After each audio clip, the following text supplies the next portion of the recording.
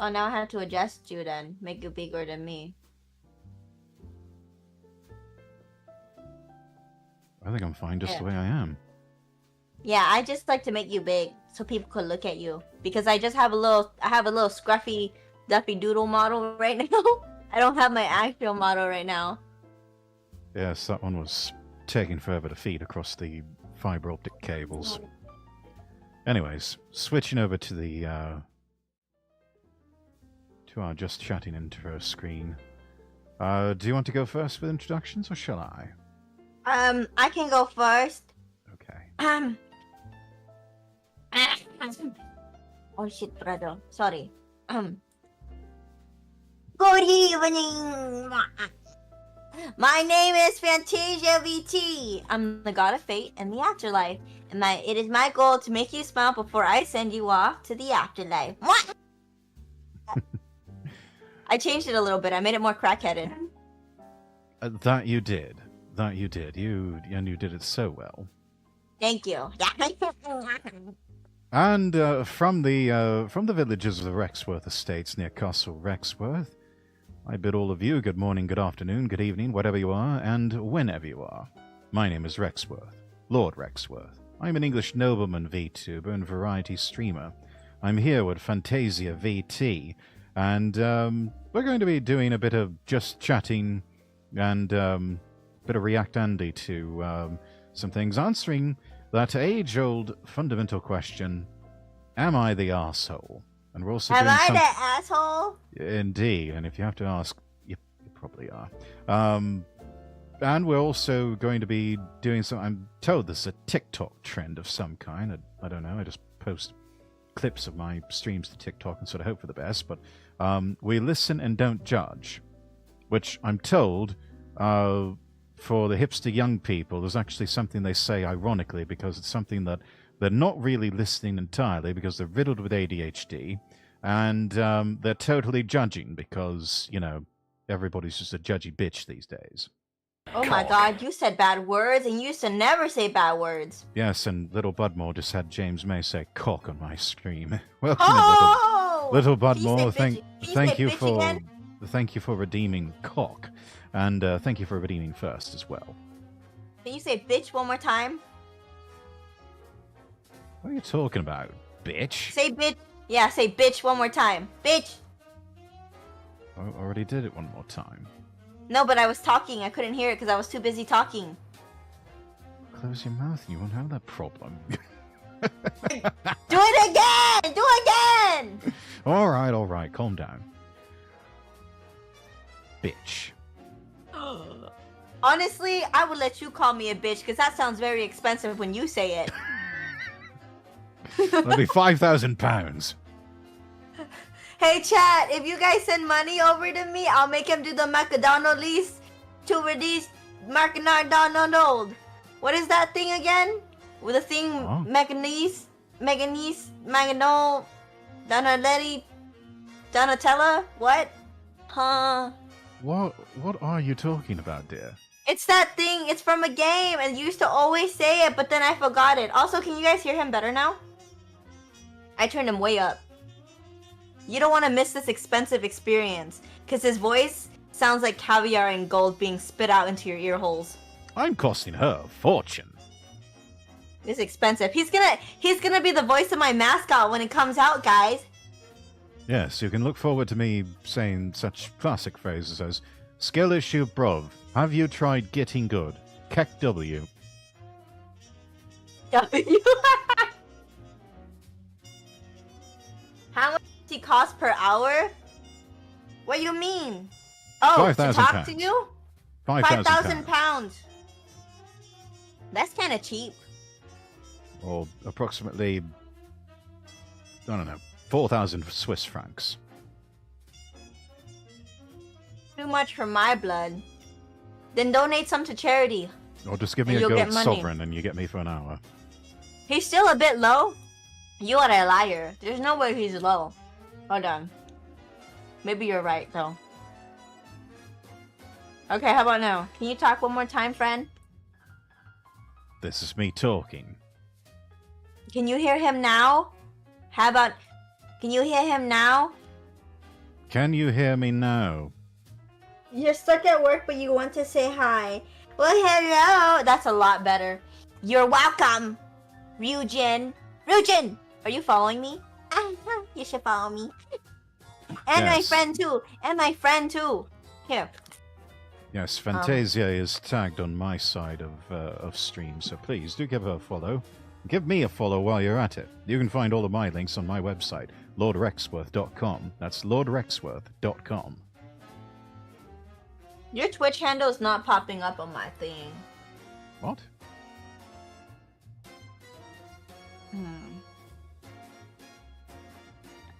Oh, thank you for the follow. Oh wait, no, I did it. It's working now. Oh, good. Yeah. Little Budmore. A shadow like a ban little- from Twitch is an No inconvenience, barking, Winnet. but not entirely unsurprising, Winnie. Stop. given my Stop barking, Winnie. No.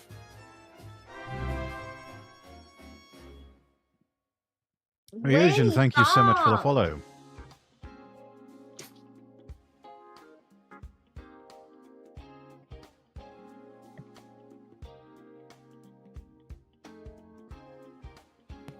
Sorry, my dog was going crazy. She was yelling at me because she had chunky butt and she wanted food. Ah. Thought maybe the postman had arrived late or something. Oh no! If a postman was arriving late, I wouldn't be streaming right now. That's fair.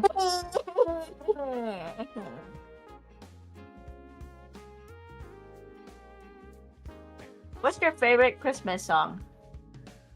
My favorite Christmas song, gosh. I've got a few.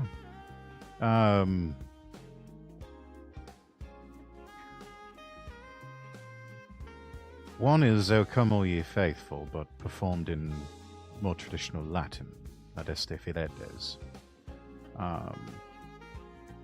It's a rare one, but sort of hearkening to what little Irish roots I have. Christmas in Killarney. Let's see, what else? Carol of the Bells. I don't know any of these songs. Well, it's a bit late in the season for me to be teaching you all of them, but... I like Santa Baby and Mommy Was Kissing Santa Claus. And... yeah. I like the scandalous ones. Yes, scandalous. That was exactly the word I was thinking of to describe all of that. It's very scandalicioso and I like it. Hmm. You seem like the sort that would also like Nothing for Christmas. That is an actual I song, like by a the lot for Christmas. I want a diamond ring for Christmas. I want a husband for Christmas. way. Suppose that can be arranged. I mean, what? Are you Oh. looking? Little Budmore, thank you for the live redeem. Whoa! What the slut? Hello? It was a live redeem. I have to honor these. Should I do it too with you then? Yeah, if you like. Go on then. Oh my god, it sounds like a car starting.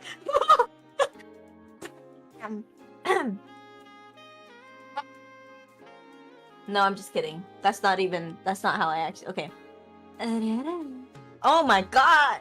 Oh my god! Oh my god! I'm blushing. Not. What the blink is a. What the slut is a phrase? The slut is a phrase. Why does it always auto mod? I allow these words to be posted. I say coochie all the time and slut. Because I'm a slut. I'm not a slut. I'm actually a very traditional lady, but I like to pretend like I'm one. Anyways, shall we get started with the content now? Yes, I think we should before anything else happens. Yes, before I say something else crazy. Oh, it's all right. We won't get kicked off Kick anyway. Oh, you're streaming on Kick, not Twitch? Yes, Twitch, Kick, YouTube, and X. Oh my god, you have so many outsources. Good gracious. Yes, and if I had the inclination to try and get it to work, I would also stream on Rumble, but that involves a few more moving parts than I'm prepared to deal with tonight. Or Oh no. most of the time. Okay, let me go ahead and read the first one. Alright, let me actually get it up on my screen here. There we go. You That's can it. You can see it. Fit to screen? Perfect. Okay.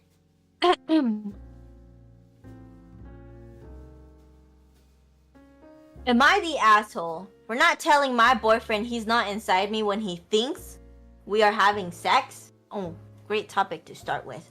Yes, Basically, so classy. basically, my boyfriend and I have been seeing each other for a little over a month. And the first time we had sex, it was amazing. He lasted a good amount of time, a few minutes at least, and we were both satisfied, which is all that matters to me. Whoa there, Tiger. Slow your roll. Talking about the lad there, not you. Please, carry on. Oh, okay. A few times now, though, he's only been lasting a second, at most a minute. Oh my god, pussy too good. It's too good. Yeah, he doesn't What that have- grip do? He's got you in the bag, love. He realizes he doesn't have to try as hard anymore. Yeah, exactly. Okay. Lately he has a thing where he likes to dry hump through his pants and he'll come from it. I don't know if that's normal, but in my And opinion, yet he it's can pretty only weird. last a minute actually doing the deed. Yeah, Oh, you poor girl. I You sound know. like this I know. poor bastard. What the hell? At first, I thought maybe it's just because it's usually in the morning and he's a bit more excited than usual. But the other night, I got on top of him while we were making out and started grinding on him as part of foreplay. Turns out he thought he was inside with me and came. He literally said while we were grinding, Your pussy is so wet. I don't even know how he would think that he was inside of me, considering I still had my underwear on, and it was very clear he never stuck it in. He proceeded to do this 3 times in the night. I thought maybe he was just dry humping and enjoyed it. No! All those times he thought he was inside me. I know this sounds crazy. Gotta fake it till you make it, love. I feel bad for this guy. What's wrong with it, PP? I really need advice on what to say and how to tell him. I don't want to hurt his feelings and I really care for him and I like him a lot. I don't want things to end over this, but I cannot keep on continuing to pretend he's inside of me and not get any pleasure out of it. Please help. Am I the asshole for not telling him the first time? Okay, edit. For everyone asking, I'm 21 and he's 23. I am not his first partner and he is not mine either. Neither of us are overweight and we're actually pretty fit. Also, he does think he was inside of me and I know this for a fact. He said to me the same night, wait, did it slip out? When he was in fact never inside me and my panties were still on. Yes, I did try to put it in at that point, but it wouldn't go because I was too dry. Poor lady. Update. He came over last night and we were both tired. He'll be back over tonight, so surely I will have an update for y'all tonight. Thank you for the love and comments. Mean and nice, I appreciate all the feedback. Final update. Okay, this is the final update everyone was looking for. I'm sorry it took so long, but honestly, I just put it off for so long. Long story short, I ended up breaking with him. Oh, well. There's your resolution right there, chat.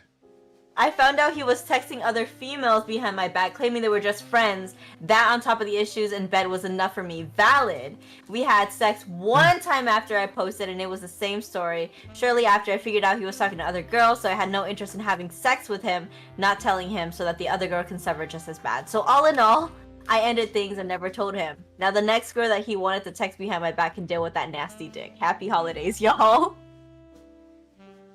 Who knows? Maybe he got himself an upgrade, you know? One can dream, right? Oh, thank you for the other live redeem, Little Butmore.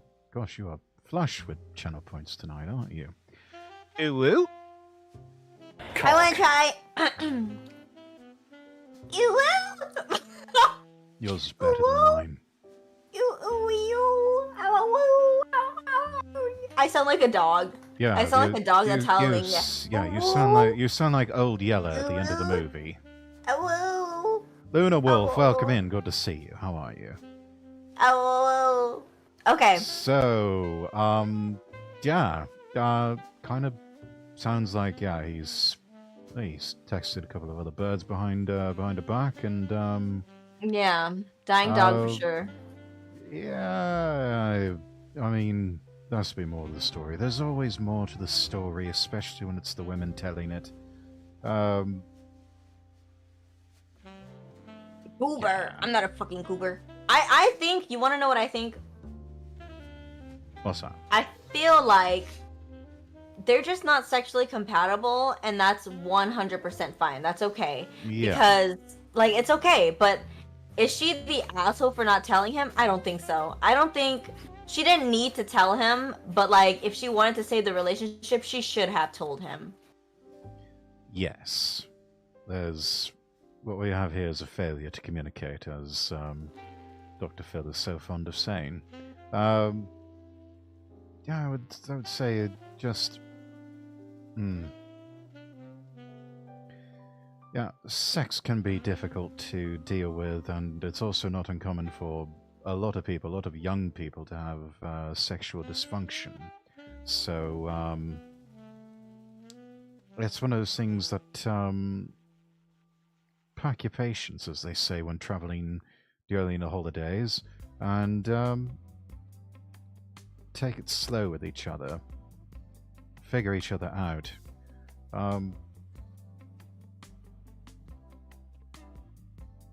Yeah. That's really all I can think of to say. I mean, the rest is just the old-fashioned stuff of, you know, hey, you know, have you also considered that perhaps this is something you should perhaps not do out of wedlock, you know, if we're just going to be a bit more traditionalist about this sort of thing. Yeah, but what if they get married and then she ends up having this issue where, like, she doesn't like the pee-pee? I think sex is very important in relationship, like sexual compatibility and, like... No, I understand that. You know? Like, what if, like, she found this out when they're married? A good... Look, there's... Especially these days, there's a lot of married couples. It's not really talked about a whole lot. A lot of married couples have certain intimacy issues, especially in the beginning. And also, as you go on, sex is just not. It's just. It doesn't happen as much, but it's also something that is. I don't know. Seems like it becomes less and less important unless you're trying to conceive a child. So, I'd just say find a good therapist that can help you work through those sorts of things. What if he was lying to her? Like, what if he like pretended to finish? Pretending to finish? Yeah, like what if like he just like pretended? You know, like cuz guys can like I think you can control it, right? Like can't you like push it out when you want it to come out? What if he was just like over her so he just pretended to? I mean, who hasn't faked an orgasm? Men or women? Yeah, so, well, I don't have a PP, so I wouldn't know. That's why I'm asking. Yeah, no, it's something that both sides fake. Yeah. Faye Nightshade, thank you for the lurk. Yeah. I don't know. I don't know. That's weird overall, Seems like all's well that ends well, though, with those two. They've, well, at least one of them's moved on and found someone new. Seems like both of them moved on, to be honest. Then again, could be like you said, yeah, just some sexual incompatibility going on, and I don't think she was the asshole. I think she's more of an asshole if she told him. I think she might be an asshole for not telling him in a way. Yeah, for not telling him, yeah, that would put you in asshole territory. I would have told my partner if I was sexually unhappy. Yes, that sort of communication is key, and trying to reach some sort of compromise and trying to please each other with the most intimate thing that a couple can do. It's important. Extremely important. I've had my share of relationships end because the other partner had absolutely zero interest in pleasing me. Some of them did not want to please me at all. Did you hear that, chat? He's looking for a woman who can please him. Please me, baby. Turn around and just please me, baby. It's like the Bruno Mars song. I'll have to take your word for it. Don't really listen to a lot of Mr. Mars. I love Bruno Mars. He's so talented. Then again, I don't listen to a lot of music that was released after, say, 1987 and 1988. Oh my god, why are you making yourself sound like this? You're like an ancient dinosaur. Is that why you have Rexworth in your name? Because you old dinosaur. Gosh, thanks for that. Rexworth is old. Really, confirmed. The Rex is dinosaur. Prehistoric. Dino. He's the rich dinosaur, though. Not that old. I don't think you're that old, either. 1, 2, 3. Okay, should we move on to the next one? Yes, please, let's. Okay, what's the next one? Please don't have porn. Oh, okay. Would you like to read this one? Sure. Am I the arsehole for not considering my sister family? I, a 28-year-old female, was talking to my grandma today. She asked me if I spoke to my sister Gina, a 23-year-old female, and I said no. She asked why, and I said because I really don't have a reason to. She was upset and said that sisters have to talk to one another because we're family. I told her Gina isn't my family. She was shocked that I said that, and said that blood is family. Well, Grandma's not wrong there. She then said that her adopted daughter is her family. I said exactly, she's not blood and she's still your family. Just because someone is blood doesn't make them family. Just makes us blood related. My grandma then asked me if she was my family, and I said of course she is. She said that maybe it's people my age that don't consider blood family. Grandma might be onto something there. Here's some context. I've only met Gina once in my life when I was 16 and she was 10 or 11.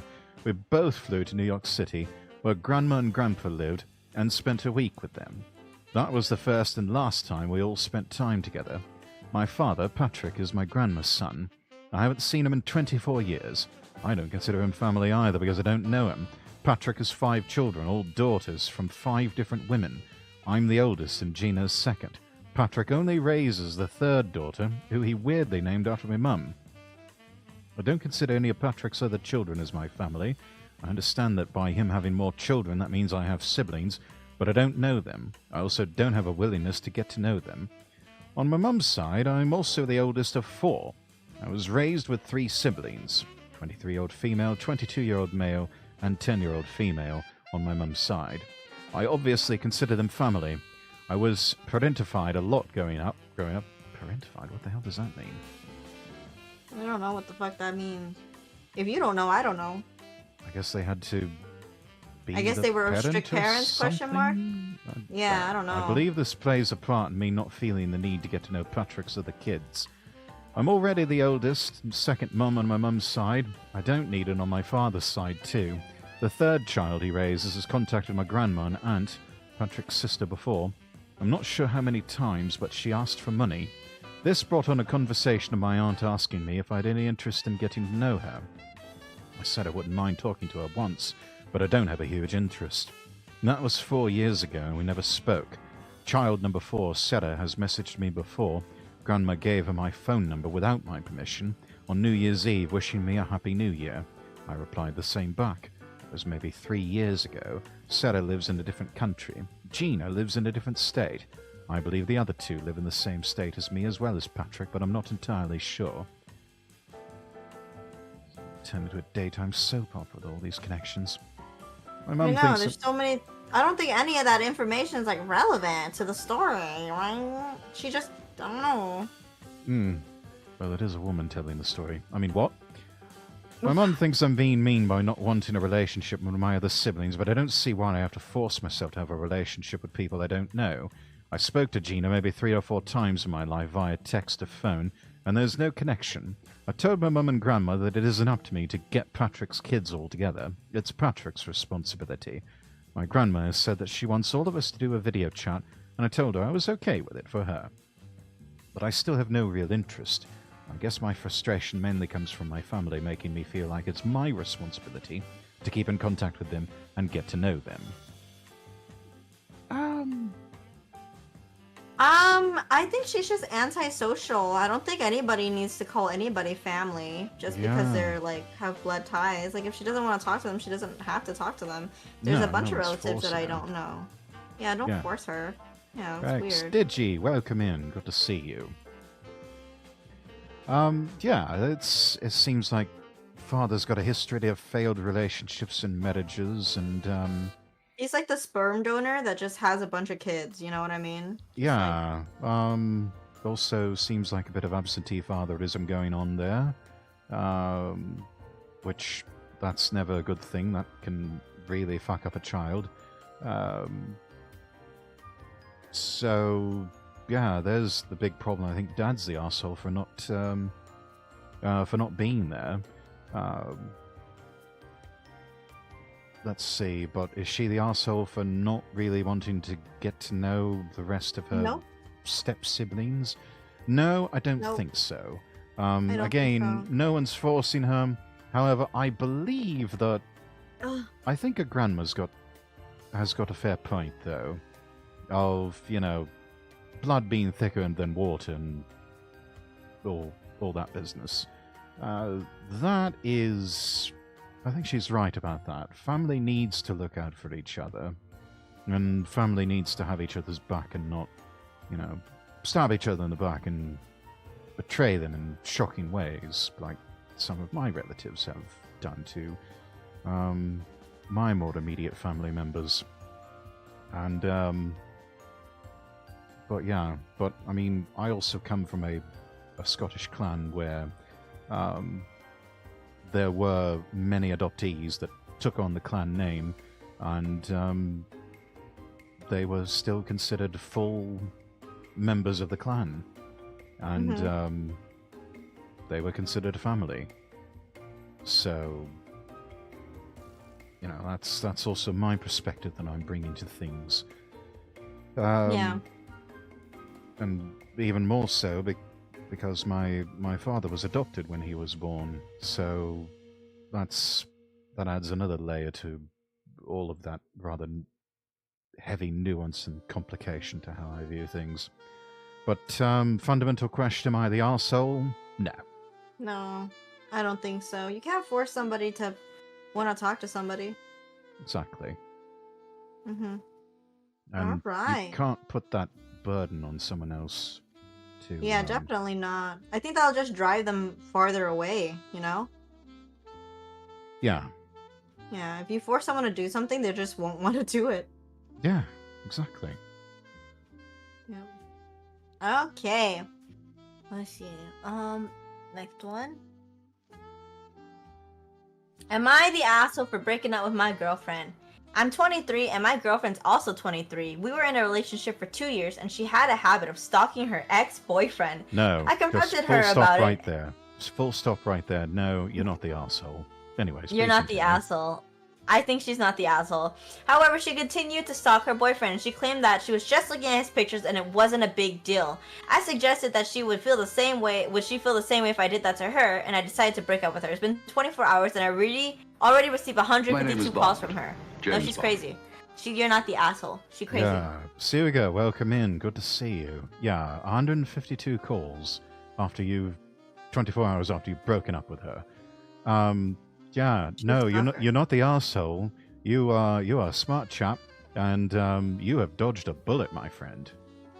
Yeah, now, dodged a bullet. Block her number so that you can stop getting all those spam calls from her. And if she continues to try and reach out to you, then maybe see if you can get some sort of protective court order against her. Yeah, she sounds crazy. She don't sound right. She sounds dangerous, and it sounds like you might end up like Ray Liotta waking up in Goodfellas, staring down the barrel of a gun. Exactly. How you doing, Rexy boy? I'm doing all right, Suga. How are you? It's good to see you. Did you have a happy Christmas? Ask me how my Christmas was. How was your Christmas, Fanti? It was good. Thank you. That's good. Should I read another one? This one was very short. Yeah, go on then. Okay. Let's see. What the fuck? They're the same post. Update from this post. I think you just opened up a new tab. And you opened up the same tab. It's the same tab. This stupid hoe linked the same fucking tab. Oh, excuse me. Oh. You're fine. How do I fucking find the original post, you goddammit? Doing alright, being a bit sick. Oh, I'm sorry to hear that, Sue. I do hope you feel better soon. Hope it's nothing serious. I can't read this one. Why not? Oh. It wouldn't link me to the original post, goddammit. Well, maybe that was the original post. No, it wasn't. It said updates. I lost it now. I exited out. Well, you can reopen the closed tab. No, because if I reopen it, porn might pop up. I have porn on here. Oh, yes. No, we don't want that. I use Reddit for porn sometimes. As I guess some people do for Reddit. Anyways. I'm a visual learner. I see. Anyways. Yes. Am I the asshole for telling, huh? Oh, nothing. You know what? Do I know? No. Please continue. Carry on. Am I the asshole for telling a pregnant woman she shouldn't park in a handicap spot? I love this. Okay, so today's the second day in a row that I noticed this neighbor of ours parking in the handicap spot at the daycare we take our children to. Her husband went in to drop off their daughter, and I saw the mother sitting in the Range Rover in a handicap spot doing her makeup. I stood in front of the vehicle until she acknowledged me and then pointed at the sign, which clearly indicated that it's a handicap spot. She opened up the door and said, "I'm 7 months pregnant." in a very confident, authoritative, thick English accent. Maybe you should read it because she has a thick English accent. Can you say, I'm 7 months pregnant? I'm 7 months pregnant. That's perfect. And then closed the door and proceeded to continue putting on her makeup. Keep in mind, she wasn't driving today. She was yesterday, and it was her husband that was driving her. Then I knocked on the door, she opened the window, and I told her that being pregnant doesn't qualify as being handicapped. And she inexplicably said, thanks, a few times. For those of you that might be wondering why I care, I know plenty of people that are handicapped, and my aunt is handicapped, and it's not an easy life whatsoever. So imagine if you're someone that struggled to get in and out of your vehicle, or even needs to get out of your own wheelchair out of your own vehicle. Now imagine needing to go somewhere and all of the handicap spots are taken by entitled clowns that have no right being in these spots. I see this all the time in my city, but it hits different because when it's a neighbor of ours, they're doing it so often. So, am I the asshole here? Please downvote this post if you think I am. I really couldn't care less about the fake internet points. I'll take the downvotes as consensus that I'm the true asshole in the wrong here, not entitled people like her. Okay, before we continue to read this. Is it me or does she sound like a Karen a little bit? She does. I mean, here's the qualifying thing. Are there multiple handicap spots in the car park? There most likely are. Yeah, then no. This woman in the Range Rover is not really doing anything wrong. Plus, she's 7 months pregnant. I mean, if we take her at her word. So I think that would qualify as a reasonable exception. Yeah. Not only that, she's English, so I'm going to look out for my people. Karen right there, lol. Yeah, the OP is sounding like like a Karen. Sounding like a Karen. I mean, there's like, now imagine you need to go somewhere all the handicap spots, but were all the handicap spots taken? Okay, you can throw up hypothetical straw man arguments all day long, but the practical reality is, were all of the handicap spots in the car park taken up? Yeah. Yes or no? That's the thing that seems to be missing. Yeah, I feel like also some pregnant people handle pregnancy differently. It's not like the same for everybody, you know? Yes, like, some people are completely bedridden. Yeah, like my sister, when she was pregnant, she would faint. And like she would have to tell strangers, like, I'm so sorry, but I'm going to need to trust you with my life right now because I'm going to faint in a few minutes. And she was pregnant and because she was little. And so, like, it's scary, you know? But I feel like this person, they're not really empathetic. And like, come on, like, you're at a school zone. You're dropping off your kid. It doesn't take too long to drop off your kid. If anything, they drop their kids for like 10 minutes. Yeah. You know? This maximum. Making a mountain out of a molehill. No, yeah, honestly, I think she's overreacting a little bit. Yeah. How about we see the edits here? Okay, let me see the edits. Do you like the way I'm reading it? I'm like voice acting. Yes, you're doing quite well. Okay. Hi, Phoenix. Welcome. We're reading Am I the Asshole post today. This is my friend Lord Rexworth. He's amazing. Hello. And he has a very expensive voice. He charges by the minute. Cha-ching, baby. Actually, he charges by words, actually. By the amount of letters he has to read. Yes. Okay. Exclamations and outbursts are double. Yes. He expensive. Okay. Edit. This turned out to be... Oh, motherfucker. Oh. This turned out to be a very contentious, polarizing topic. That said, for those of you that have brought your soapbox in and are virtual signaling at me and at others saying that it's fine for her to do this without having a handicap placard, and that I'm the asshole here, why don't you read the comments from all the people that are legitimately disabled? See what they think on the matter, because I guarantee you that they have better insights, and I know a little bit more about this topic than you do. No, but earlier, just because it's this one who's asking, it's like, no, can't be asked. No, she literally said earlier, like, she literally said, I couldn't care less about the fake internet points. Go ahead and downvote it as a consensus. And then she's like, you don't know what you're talking about. This is something you need to be red-pilled on, chat. Almost all women are clout chasers.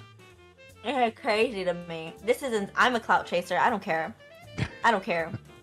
I want it. Yeah, give me the views. Give me the interactions. I don't care. I'll take it. Cloud. Oh, sweet, sweet Cloud. cloud. Ooh. Oh. Oh yeah, it heals my inner child neglect. Ooh. Okay. Okay, let's see what she says. Update, I just saw them this morning and they parked closer to the end of the parking lot, away from the disabled spots. So I'm guessing that they finally took a look at the laws in my city and realized that A, simply being pregnant doesn't qualify for using a disabled parking spot. B, if you're pregnant and do require a disabled plaque card, if they actually had one, I'm sure they would have rubbed it in my face by now. Then, you have to be obsessed by a doctor and fill out the proper forms, which, let's be honest, it's not reasonable. Edit 2. The people have spoken, and I've taken all of the uploads to mean that I'm not the asshole here. So to those that think I am, you can go pound sand and continue either parking in handicap spots with no legitimate reason to be there, or encouraging clowns to do so by constantly turning a blind eye when you see them fucking around. Okay. But again, it's Reddit. A lot of these people are not actually people. They're NPCs and bots. But then again, who actually parks at a disabled parking? I'm scared. Like, for me, most people don't. I don't. For me, I'm scared to even like turn my light on at night because I'm scared the police is gonna pull me over for having my car light on, like the one inside the car, you know, like the reading light or whatever. My mom told me that when I was little, she said if you leave the light on, then the police is gonna pull you over and give you a ticket. So ever since then, I never turned that light on. I just use my iPhone. That is an old wives' tale. That is not true. There is no basis for that in reality. It's perfectly legal for you to have your interior dome light on. I just keep it off because I'm scared. But yeah, I don't park in handicap because I'm scared they're gonna tow my car or give me a ticket. Well, you will get a ticket, but it's leaving it there for days on end. That will get you towed. I don't know. This is scary. Either way, I don't know. I just don't fuck with handicapped people. Well, I fuck with handicapped people, but I just don't mess with their stuff, you know? Yeah.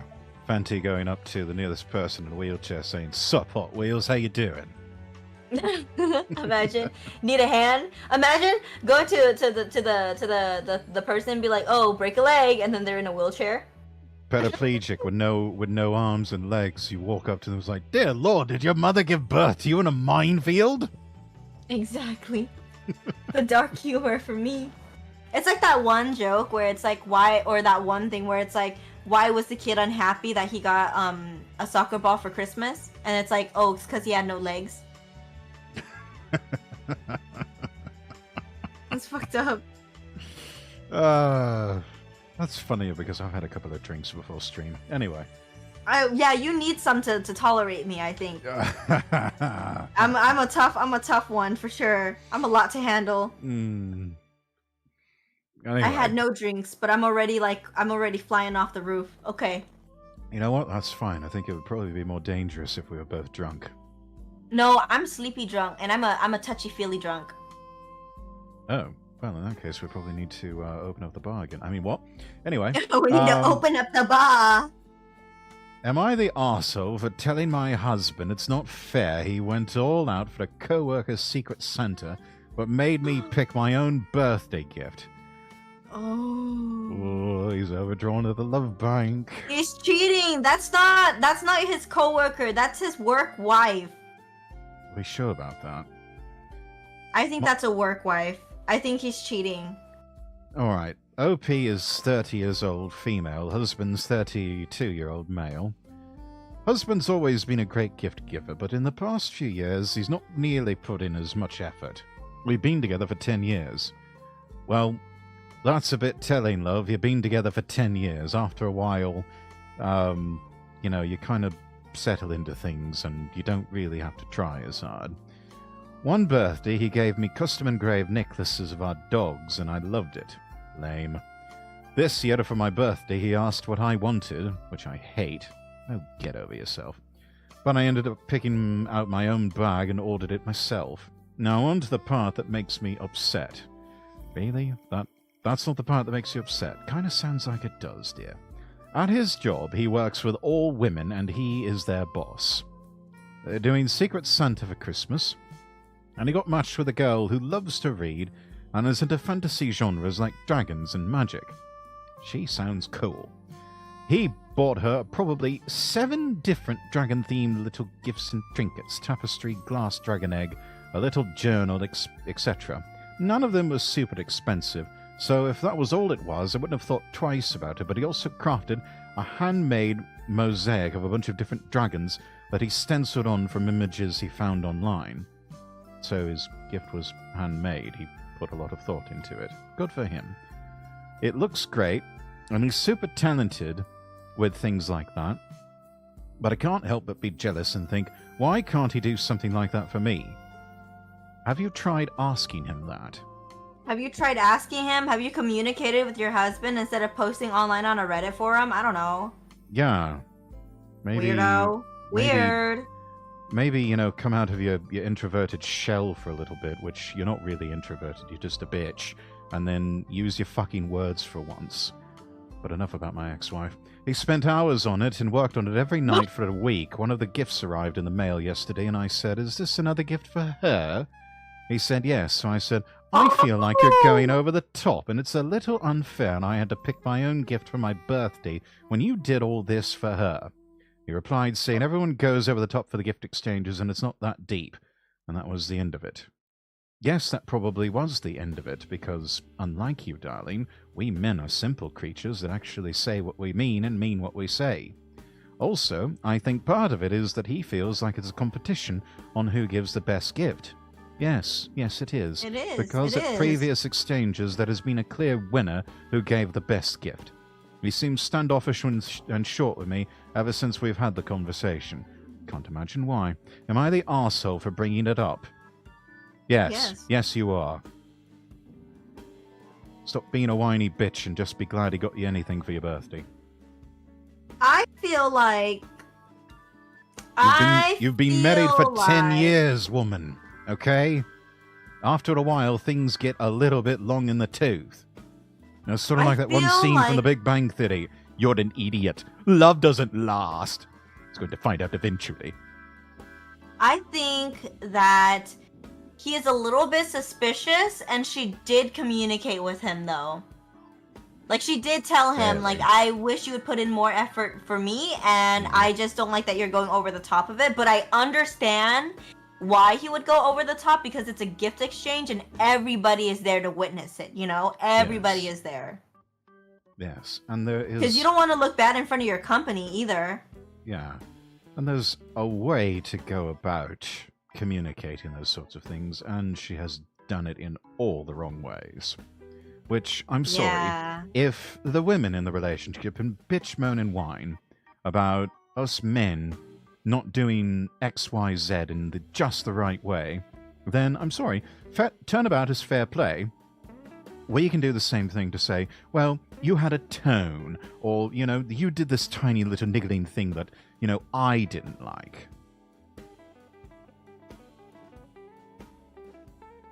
It's pretty valid. Yeah.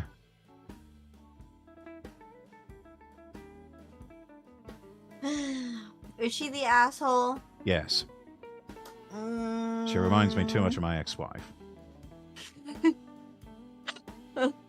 I think... I have to think about it as if I'm in her point of view. Why?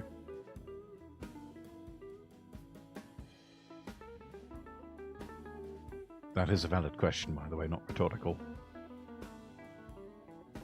I feel like I would have handled the situation differently. Because I'm very good at communication.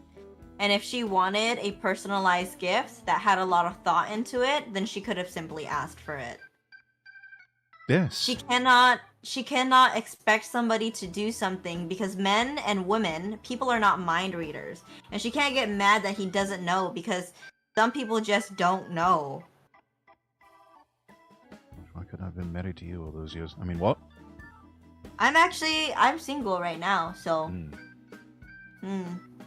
Anyways, moving on. Your turn. Okay, my turn. Oh, I love this one. Am I the asshole? My wife makes me get up while pooping so that way she could pee.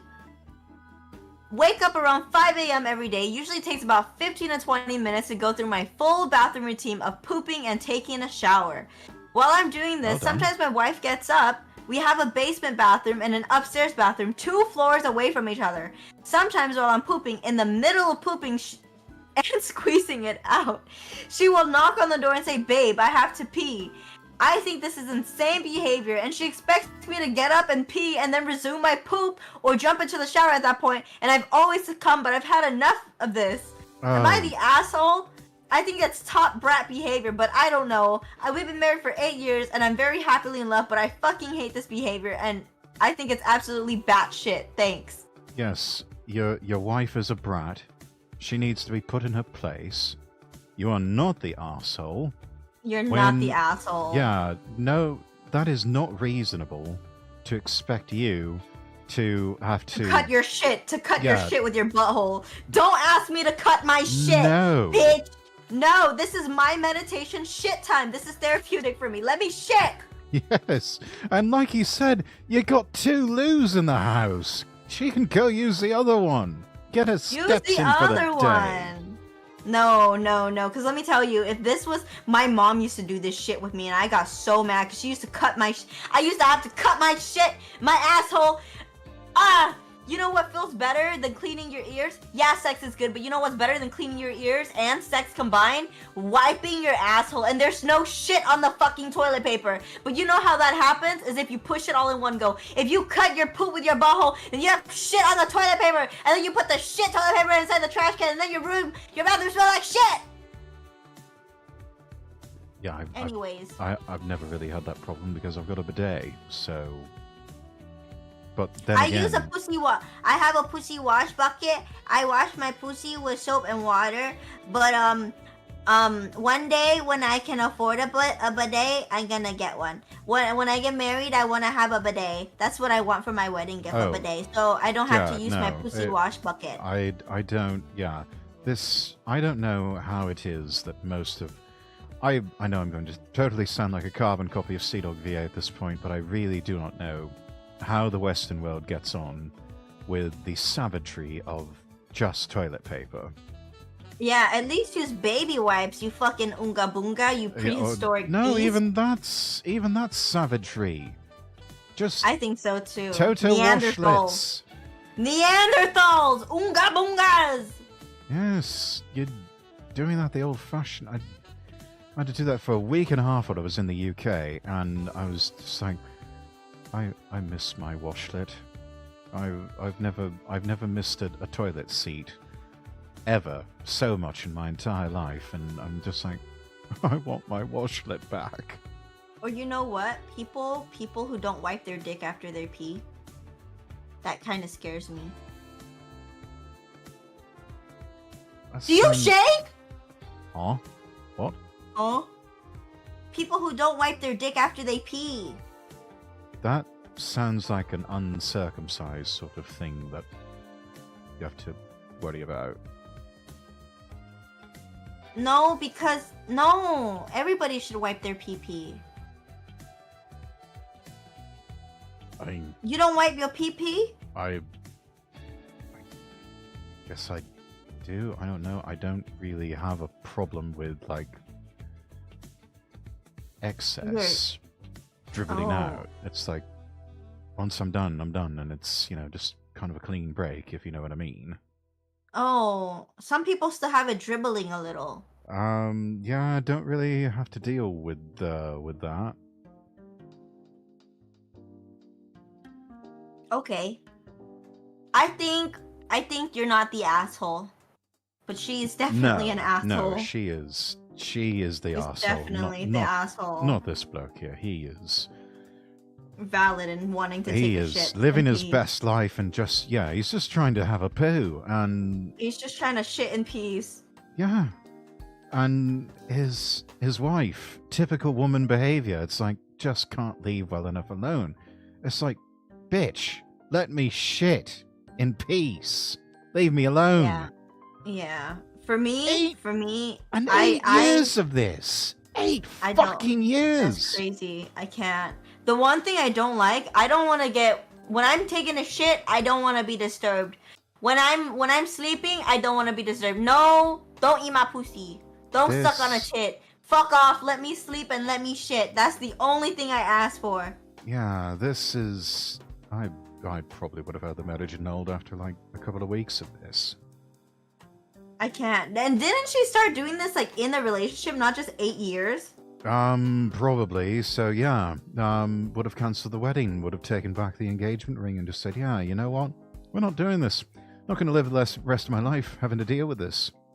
I'm not gonna. This is, that is ridiculous. See, I mean, to his credit, he's got the patience of Job if he has to keep putting up with this shit for over 8 years. But still, that's 8 years too long. Find your balls, lad. Stand up to your woman, put her in her place, and make it clear to her when you're shitting, you're not coming out of there. She can go to the other loo. There's 2 of them. Mm-hmm. If it's 1, I understand. If it's 2, go shit somewhere else. Even if it were 1, I'd be telling her, go find a bush. Go piss in the shower. You could literally piss in the shower. Back when I was with my ex, I used to piss in the bathtub while he was taking a shit. And then I would just turn the shower on to let the piss run down the drain. Because I didn't want to disturb his poop. I think I'd still tell you to go find a bush outside. No, because there's only 1 and I really have to go unless I just piss in the kitchen sink. No. No. Honestly, if someone said no after I told them I really had to piss, I would piss in the kitchen sink. No. Okay, so you would rather let me like pee in the bathroom in the bathtub than to piss in the sink, in the kitchen sink. I'll tell you to hold it in. You can hang on for a couple of minutes, I can't you? I can't. I'm a little girl and I have a little vagina, so I can't. That just sounds like a skill issue. No, it's actually a biological issue. I have a small little kidney and a small little pancreas and a small little pisslet, so I cannot. Just get good. No, I have a little pisslet. I cannot. I can't. I gotta do Kegels to strengthen my pelvic floor. Well then, yeah, do that. Okay, whatever. Anyways, moving on. Okay, next one. Am I the arsehole for calling my friend a loser? Well, it depends, is he actually a loser? I, 27-year-old female, am Japanese and moved to an English-speaking country, not America, for university, probably Australia. My friend, a 29-year-old female, is from my university. A bit of background, she became my friend at uni. I have a very Japanese-sounding name, and she immediately approached me to ask if I am Japanese, because she loves Japan. Fucking weebs. I mean, what? She sounds like a fucking weeb, yeah. My English wasn't great. Yeah, She sometimes got frustrated, but we got along really well and became really close. Only thing is, she doesn't love Japan. She loves anime. She's a weeboo.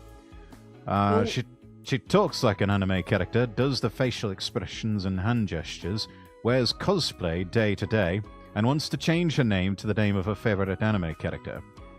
She sounds both strange, possibly mad, and but also kind of cute at the same time. I don't know. Would smash. Anyway, she is a self-proclaimed otaku, though she did stop using the word when I explained it has a negative connotations in Japan. Oh, they can get the fuck over it. It started to bother me a bit when I first realized, but people have their own interests, so who am I to judge? Yeah, exactly. Get the fuck over it. Now, she is still the same, but with really impressive collections. She's also planning a trip to Japan for the first time. Well, good for her. Everything will be as advertised. She'll have a lovely time. I was so excited for her to go and offered to put together a guide for her. She said that'd be great. Ah, that's a good woman. I spent days putting together a document with etiquette, places I recommend for food and to visit, places to avoid or red flags to look out for, phone numbers of emergency services, and my family for if she needed help, and useful phrases. This sounds exactly like something that someone from Japan would do. I included my parents' address because when I told them about it, they offered to have her stay with them, so I had it there as an option for her. When I gave this document to her, she rolled her eyes and said that all of that was boring, and she thought that I would be able to give her insider knowledge for anime tours that won't have stupid gaijin. Her words. Oh dear.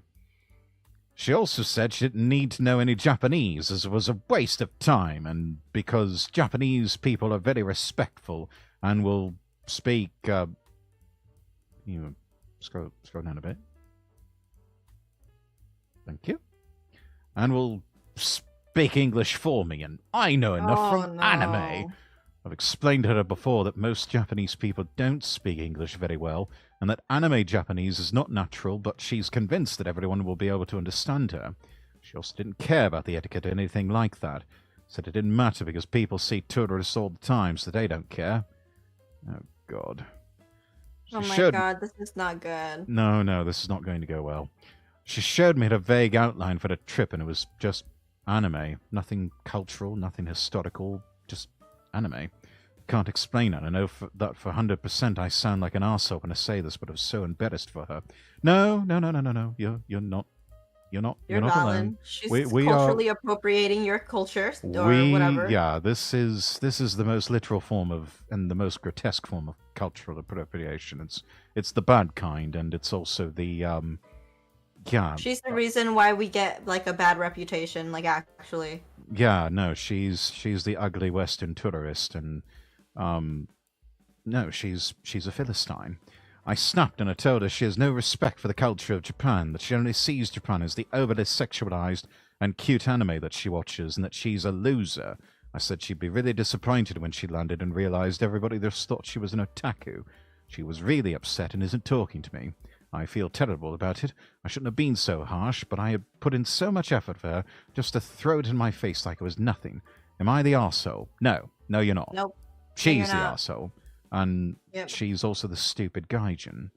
I mean, somebody did something like that for me, I'd be taking that and running with it. And it's like, hell yeah, this is a perfect itinerary because, I mean, you go to Japan, there's more than just a bunch of fucking anime things to do. There's history. There's. I would immediately go to an onsen and like look at the nature and look at the forest. Like she's stupid. I hate this like fucking weeb cultural appropriation person. I love anime just as much as the next person, but and also I preface this with the fact that I have been to Japan twice now already.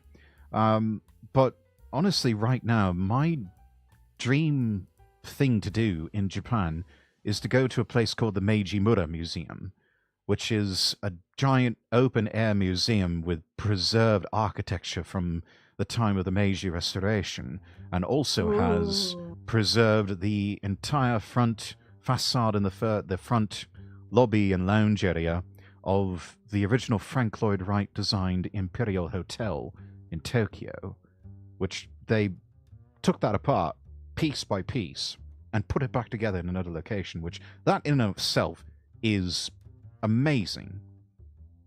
But, the fact that it's still there, still standing, and you can actually walk through it and, actually walk through history like that.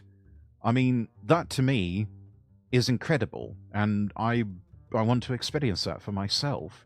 It's a bit off the beaten path. It's something that easily requires a day trip from, Tokyo or Osaka. But, it's cool and it's fun and, it's something different.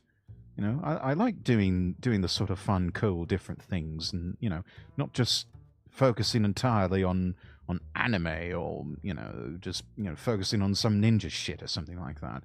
Because there's much more to Japan than that. It's... Yeah. Yeah. No. Am I the arsehole? No, you're not. Your friend's a fucking Philistine and a blithering idiot. People are so dumb. Okay. And they wonder why Japan is getting a bit sick of foreign tourists everywhere. Yep, it's because of people like that. Mm-hmm. Okay. Okay. Am I the asshole for serving my husband divorce papers when he wanted a divorce? No. I, 39 female, was pregnant and a stay-at-home mom to my toddler with my husband, 39 male, said he doesn't love me and wants to split up because I was too hormonal. I was blindsided. Admittedly, I had been critical of his messages, his challenges keeping up with the household duties, and our values differed. He prioritized work, and I a more balanced lifestyle. He committed to a vegan lifestyle while dating and went back on it, which I was critical of. Despite the shock, I tried to fight for us, apologized profusely, and we gave it another shot. The baby was born, and 3 months in, he tells me he wants a divorce after I woke him up at 10 a.m. to move his laundry. I was feeling resentful that he was unhelpful, but because he works late at nights, he considered this the biggest disrespect and flipped out, swore at me, and said he wanted out. We both wanted to settle this outside of court, so we looked for mediators. I found 2, but it went nowhere because we were so far apart. He demanded 50% custody, immediate overnights for kids, and to pay no child support, although he was the breadwinner. He said that because my parents have money, they should cover us. He even claims that we're not married, and thus it's not a divorce just because we didn't file for marriage license on time. We had a religious ceremony and a civil ceremony. Wow, so when not how any of that works. Yeah. So when mediation was going nowhere, I got a lawyer without his knowledge and planned to serve him a divorce. Before serving him, he moved out and still expected to use a house. One time he came back to see the kids, but he was working loudly and disruptively, so I asked him to leave. This led to a major altercation. He swore at me in front of the kids, and my parents threatened to call the cops. After this, he canceled the credit card I used to pay for the kids without warning. Then he got served the papers. Immediately, he cut my car for my car title, which had his name on it. The kids' passports, canceled my phone, which he was paying for since I didn't have a working phone, and my lawyer considered him a flight risk, and he wasn't communicating efficiently through lawyers to make a schedule. He didn't see the kids for 2 weeks. We had our day in court, but the final determination is delayed because he insists we aren't married. Since he got served, he's been furious and accuses me of being pure evil, but the divorce was his idea. I wanted to work things out. He thinks taking him to court for custody and child support is the most vile thing and shows my poor character. He's badmouthed me to my family and friends. He thinks I've been controlling the kids' schedule. He sees them 3 days a week, but I'm not comfortable with sleepovers at his house yet. He's also furious about the 2 weeks he didn't see the kids, yet he still hasn't paid a dime of their expenses and has more potential quality time with them than he ever did. So tell me, am I the asshole for serving my husband divorce papers and asking for child support for my young sons instead of just letting him leave and giving him 50% custody?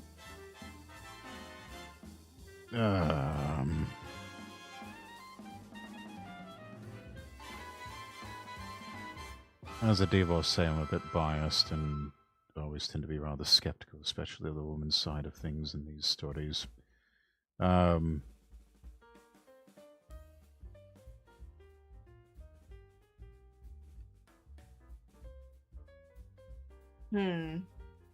I don't think she's the asshole. Because she tried to solve it amicably. Not quite. I mean, I think both of them sound like they were unequally yoked in this marriage. Things were not talked out. Cards were not put down on the table before vows were exchanged. I think... No, not the arsehole, but certainly not clean as the new fallen snow here. And of course, then again, you know, 2 sides to every story, so there could be some details that have been left out here that that we don't know about. I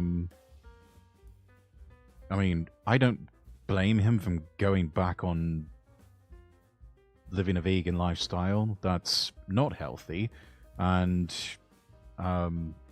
especially for a man, it's not healthy. It's also rather stupid, and most of the vegans I know are rather insufferable people. I think he could do whatever he wants with his diet. I just feel like, I don't know, like maybe he... I don't know. Yeah, stupid thing to say you want a divorce for. Really is. This is not something that, I think it's pretty valid, though.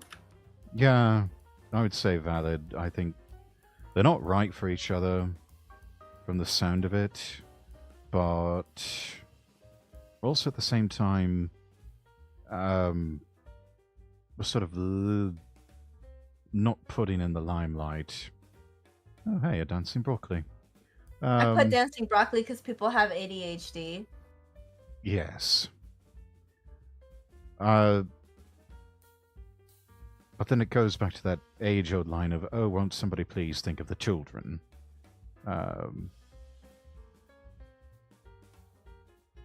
One thing that needs to be considered here. If it's true that she comes from money, yeah, probably best to just not make the whole child support thing the hill to die on. So, yeah, be willing to let that go. I mean, my ex-wife wanted to haggle and retrade at the last minute when everything had been filed and signed about. She wanted half of my my airline miles so that she could go gallivanting around Europe somewhere. To which I said, no, you've already signed the final decree of divorce. These things have been filed. This is all taken care of. And also, how absolutely fucking dare you try to retrade on something like that in the 11th hour like this? Eventually she saw sense and realized, no, that's not the hill to die on, and dropped the matter entirely. That's perfect. So it's something that the wife in this, the soon-to-be ex-wife in this particular scenario, needs to ask. Is custody and some form of child support or alimony the hill you want to die on? Or are you willing to try and do without? Frankly, I think that things like child support are a rather outdated concept and probably need to just do away with it entirely. You don't like child support? I think that it needlessly and rather maliciously bankrupts a lot of people in the Western world, particularly men, because it's such a lopsided thing. So that's my own personal views on it. Too many people have been practically bankrupted or just forced into insolvency over that, and it's one of those things that they still have debtor's prison for. Okay, that's understandable. The legal system gives zero fucks about whether or not you can actually pay it. It's like, if you don't, you go to jail. And it's almost like they want to turn men into criminals. Yeah. That is not a fair and equitable system for anyone. Yeah. I don't like child support either, but thank God for child support. That saved my ass. Okay. Am I the asshole for not letting my ex keep the car I bought for her? I thought that this was the same story as my other one, but I don't think it is. Okay, would you like to read it? Sure. I, a 35-year-old male, was in a 5-year-long relationship with a woman, a 30-year-old female. I have 2 kids from a previous relationship, a 15-year-old and a 13-year-old girl. She has a son, 8 months old, from a previous relationship. Oh, dear. We lived together for about 4 years. A year into us living together, she was hit by an uninsured driver. She did not have uninsured motorist coverage at the time. I took my savings and bought a car. The car is titled solely in my name. She's used the car as a primary vehicle ever since. For 2 years, we tried having a child together. Eventually, we got pregnant, but it resulted in miscarriage. Oh, dear. I decided afterwards that I did not want to try again for a kid, but she did. I decided to have a vasectomy. Oh, no. Prior to having it, she told me if I did it, she would break up with me. I went through with it, and she broke up with me. Yeah, don't call her bluff on things like that. You're not going to win. After the breakup, she moved out. I told her I let her use the car for a couple of months. I reached out to her after a couple of months. She begged to keep the car. I told her no. She said it's the only way for her to get to work, and she really cannot afford a car payment. I understand, but it is my vehicle, this is technically true, which my daughter, who is turning 16 in a matter of months, could use. She She reached out to Okay. my mum. They were quite close. She says I'm an arsehole because I could afford to have her keep the car. For me, that is beside the point, because it is still my car that I could use given my daughter will start driving soon. Am I the arsehole? Edit. The intent always was for the car to be my daughter's car, and my ex knew this. Okay. Okay, so first of all, his reasoning, he's not the asshole for wanting his car right. I'm just gonna say that. The question is, essentially, am I the asshole for not letting my ex keep the car I bought for her? Question mark. Right. No, because it's your car. At any point you can... I think it's bad to take back gifts, but if you have a legitimate reason, then yeah. And if it's for the future of your daughter, then you can keep it. Well, and legally, it's his because it's titled solely in his name. Yeah. She doesn't have her name on it at all, so that car, according to the law, is his property. Yeah. Yeah. I think he could be... First of all, don't baby trap anyone. That's weird. Yeah.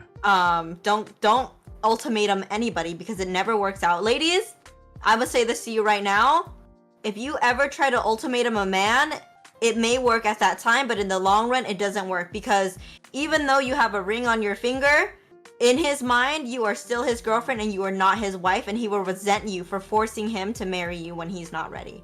And just to simply put it, if a man loves you enough, and if a man like truly values you in his life, if he loves you, he will. If he wanted to, he will. And so if he doesn't want to, then move on, but don't try to force somebody to try to marry you. That's all I'm gonna say. Yeah. And I've learned that the hard way. If the man loves you, he'll do things for you. You don't have to ask him to marry you. He'll do it. Yeah. He'll just do it when he wants to, when he's ready. Exactly. Yeah, but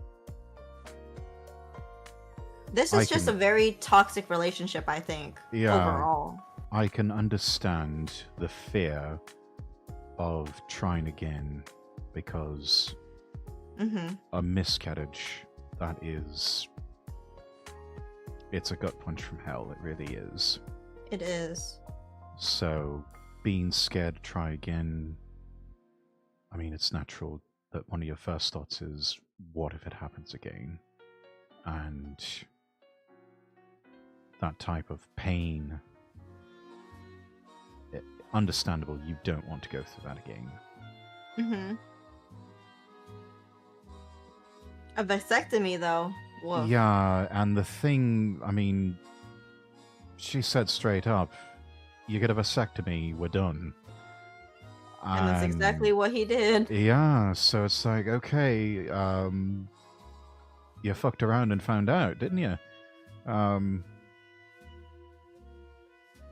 So, yeah, it's one of those things where, in terms of values and desires and what they wanted out of a relationship, they became unequally yoked. One of them wanted to try again to have a child, the other one did not. I mean, at the very least, that's something that you need to, like, go to a grief counselor. You need to talk to like that. You need to talk to someone about that. Yeah, that's... Because that... Yeah, I mean, I don't have any children. I've, thankfully, in the time that I was married, we never conceived a child, and we certainly never had a miscarriage, which that would have been devastating for the both of us. But yeah, it's that's not something that you do behind your girlfriend's back. Go have a vasectomy. Also, a fairly permanent thing. This whole talk about vasectomies getting reversed. That's if you're lucky. Usually it's a fairly permanent thing, and yeah, you've sort of, I don't know. Perhaps it's the Christian in me that's talking here, but one has the divine commandment to be fruitful and multiply. That seems to go against that sort of thing, but then again, people have their reasons. But no. Are they the arsehole for not letting their now ex keep the car? No, of course not. I don't think so. At that point, the relationship is over. It's like, oh, but I can't afford a car payment. But you're not not my, my problem anymore. not my problem, love. Not my problem. Give me back my car. Yeah. The fact that she tried to like call his mom too to try to get the mom to like. Yeah. That's crazy. That's weird. That's so manipulative. kind of when you know you've dodged a bullet. Yeah. I mean, as if all the rest of this wasn't enough of an indicator. Yeah, that's wild. Okay. Next Your turn. one. Am I the asshole for scaring my girlfriend? It was super Accidentally. early in the morning, and my girlfriend was leaving to bus to work. Oh my god, my brain lost a few brain cells trying to read that. I don't. Wow. Okay. Bus is not a verb. Yeah, leaving to bus to work. Okay. I noticed how dark it was when she was leaving, so immediately after she left, I threw on some clothes and started running to catch up to her so I could walk her out to the bus stop. Oh, that's sweet. Upon reaching her, she was started by me running and started getting really upset. She refused to let me walk her to the bus stop, and didn't reply to my text the entire way to work. I understand why she would be upset, but I wasn't trying to scare her. I even called her name a couple times running up to her, but she didn't notice. Am I the asshole? No. No, she No. seems a bit hypersensitive and kind of a bitch.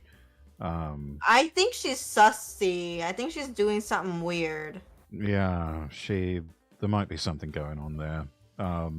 Yeah, I don't know. Maybe she's cheating or something. But if my partner ran up to me to walk me to the bus stop while I was going to work and it was dark at night, I'd be so happy. I'd be like, oh my god, hi, welcome.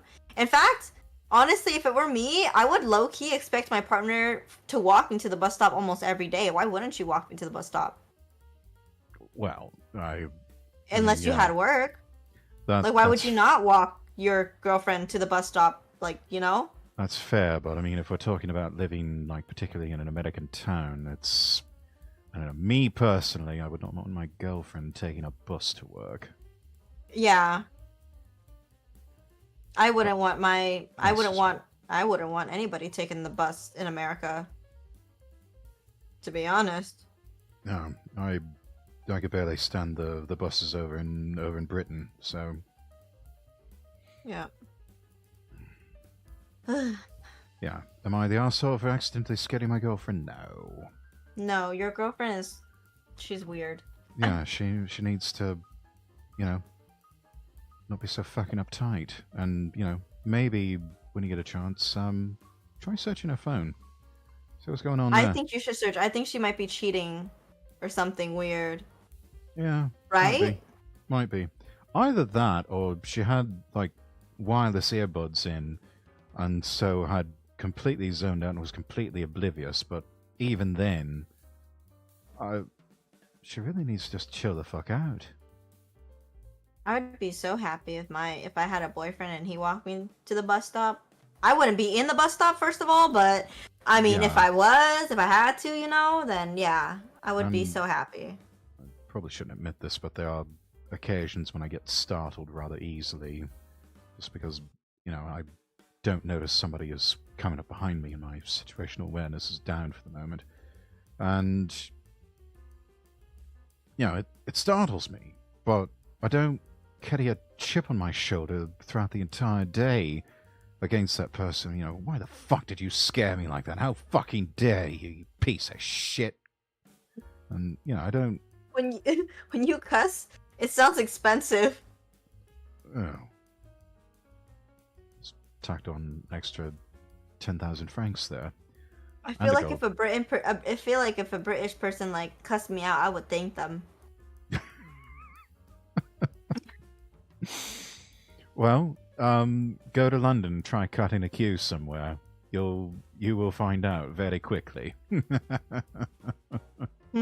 You know what? I think if you said bad words to me, I would thank you also. Well, You have a very nice voice. That seems rather ungentlemanly, so I'm not going to do that. True. I don't know. What if it's like something... Anyways, I'm gonna move on now. I'm not a pervert! I'm not a pervert! Listen, okay? Listen. Hey, are you ever gonna do some spicy audios? I mean, I've done romantic audio before, some ASMR No, work, but like, but what if, okay, listen. Maybe if you ever do a donathon or a channel event thing, what if you had like a role play where like they're like something like sex spicy, you know?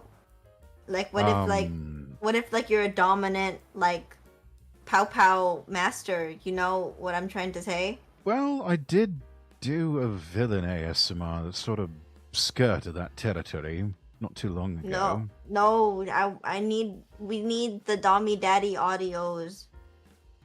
That might have to be reserved for um, members only streams, or possibly might have to move to Fansly for that one.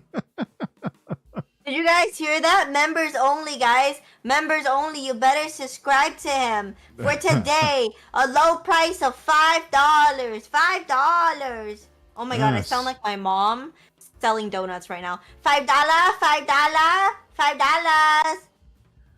$5 dozen. Oh my god, I sound like my mother. Don't know your mum, but she probably makes the best donuts in town. I'm just. She does make the best donuts. Cambodian people own a lot of donut shops. I should know. I believe there's a lovely Cambodian couple near my house that have owned a donut A donut shop. shop? Yeah, it's not Gosh, racist. It's factual. A lot of since- Cambodians have donut shops. Since they've been in business since, gosh, before I was even born. So. Mm-hmm. Oh my goodness, we've got raids. Elijah, Megalum, welcome in, welcome in. How was the stream? Brett. No, that's my colleague over at Runic Sigils. I'm Rex. But anyways, raiders, welcome in. If it's your first time, I'm Lord Rexworth. I'm an English nobleman VTuber. I'm here with Fantasia VT, and we're doing a bit of a React Andy here to Am I the Arsehole on Reddit? And we found out that yes, indeed, some people are arseholes. Anyways, hang on a minute. Let me get shout-outs for everyone. Yeah, shouty out, shouty out. I do apologize again, lads, for the change up in the schedule, but I'm a man of my word, and I have to honor that. Yes, I booked him first. Sorry, fucking losers. I reserved this shit for 2 weeks in advance now. I've been planning this shit for 2 weeks. No, a month. It took us a month to get this together, huh? Yes, something like that.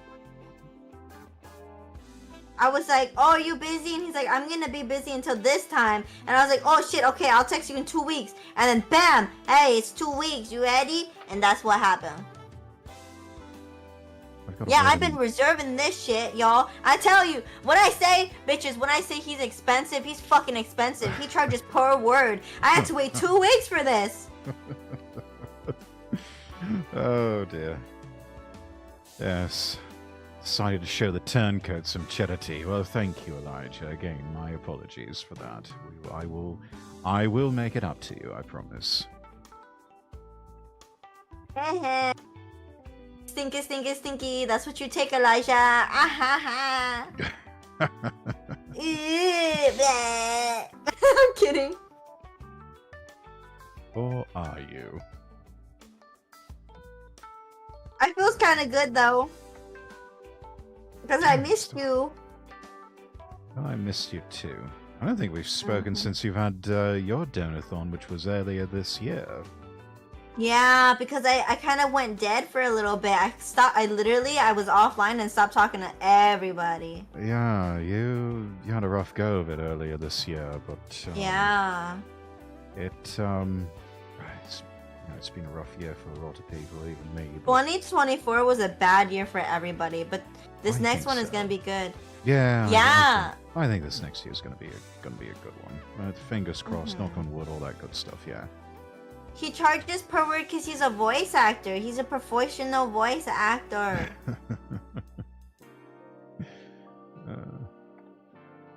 Dude, I'm telling you, I need to just promote people. I'm so good at promoting people. I'm so good at hyping people up. It's crazy. Yeah, I might need to hire you on as my promoter, or maybe even my manager. You know what? I wanna be someone's manager one day. I would love to be someone's manager. I could get people into agencies and shit too, man. I'm so smart. I'm so good at content creation and all that stuff. probably have you be my principal private secretary as well. You can keep my schedule in order because clearly I cannot. I'm actually very good at that. I'm very organized. We may have to talk about something later. Anyway. Hey, I have a business motto. You have a business motto? Yeah, proposition. Okay. Can I be your manager for a month, a whole month, for free? If you TTS my mascot? I think that could possibly be arranged, but I would suggest that You're we like- discuss. You're like, I still want money, bitch. I was going to say, I think we should perhaps table this discussion for when we are both offline. Okay. He's like, I want money, bitch. People, give him your money so he can give me money. I need a sugar daddy. Yes, we need to engage in money laundering because Fantasia needs a sugar daddy. I need a sugar daddy. For legal reasons, that is a joke. I'm not joking. No, well, that part we're serious about. Anyway. I selfie pics too. I'm kidding. Oh dear, don't tell one of my mods Asuna about that. She'll... Does she wait? Wait. Listen. I'm only kidding until somebody buys. But when somebody buys, I'm not kidding anymore. Oh, I'm just kidding because I don't have any clients. Please don't tempt her. She's... She likes feet. I worry the poor girl might spend her last dime on feet pics. I will send her my feet. I have beautiful feet. I used to be a dancer.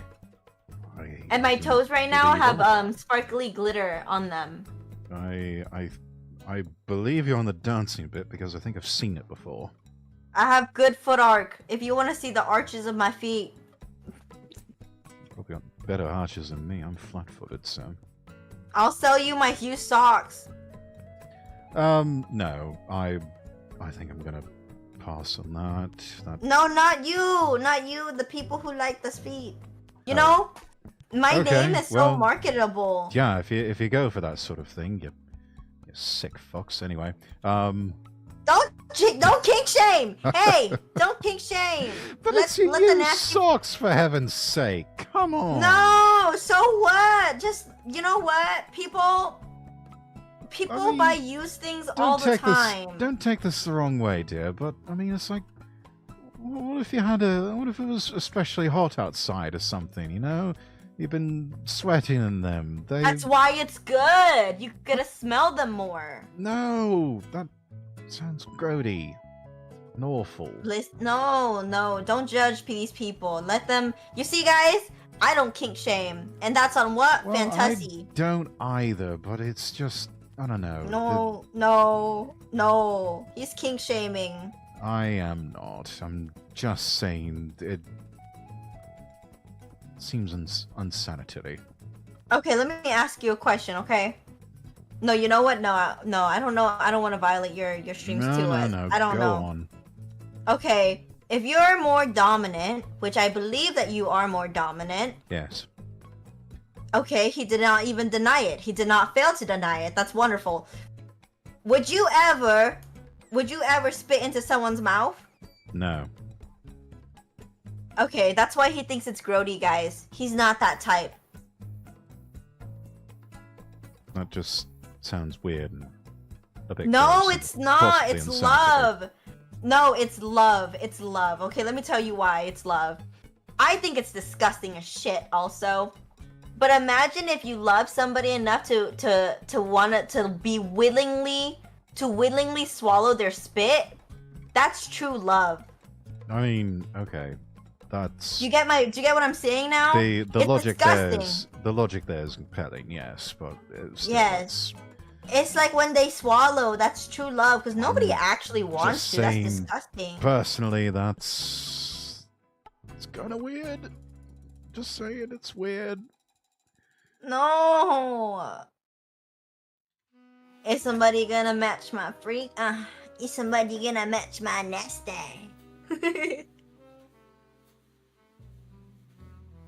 My chat gets what I'm saying. going to withhold You know what? comment there. Anyways, let's move on. My audience. Okay. Alright. Do I need to read this, or are you reading this? I'll read this one. Am I the arsehole for getting drunk instead of babysitting my cousins? Who says you can't do both? For legal reasons, that's a joke. I, a 17-year-old female... Okay, yeah, that is definitely a joke for legal reasons. Don't do that. I'm on holiday at a family reunion. She sounds British, so this is possibly something that could be... okay from the standpoint of British law, because they're not a bunch of extreme temperance maniacs. Every year we rent out a big house as a whole family. We're currently in a rural town in Germany, so the house is connected to... Fields? I think she meant to write fields.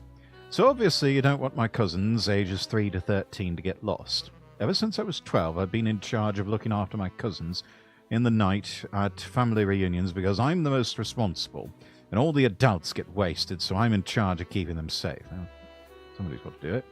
I've had older cousins who were 13 to 17, but I was the most responsible.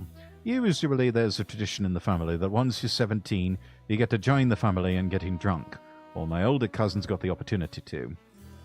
I am now 17, so I assumed I'd be allowed to join the adults, but no. Yesterday I was told not to drink by my family, not my parents, but my extended family.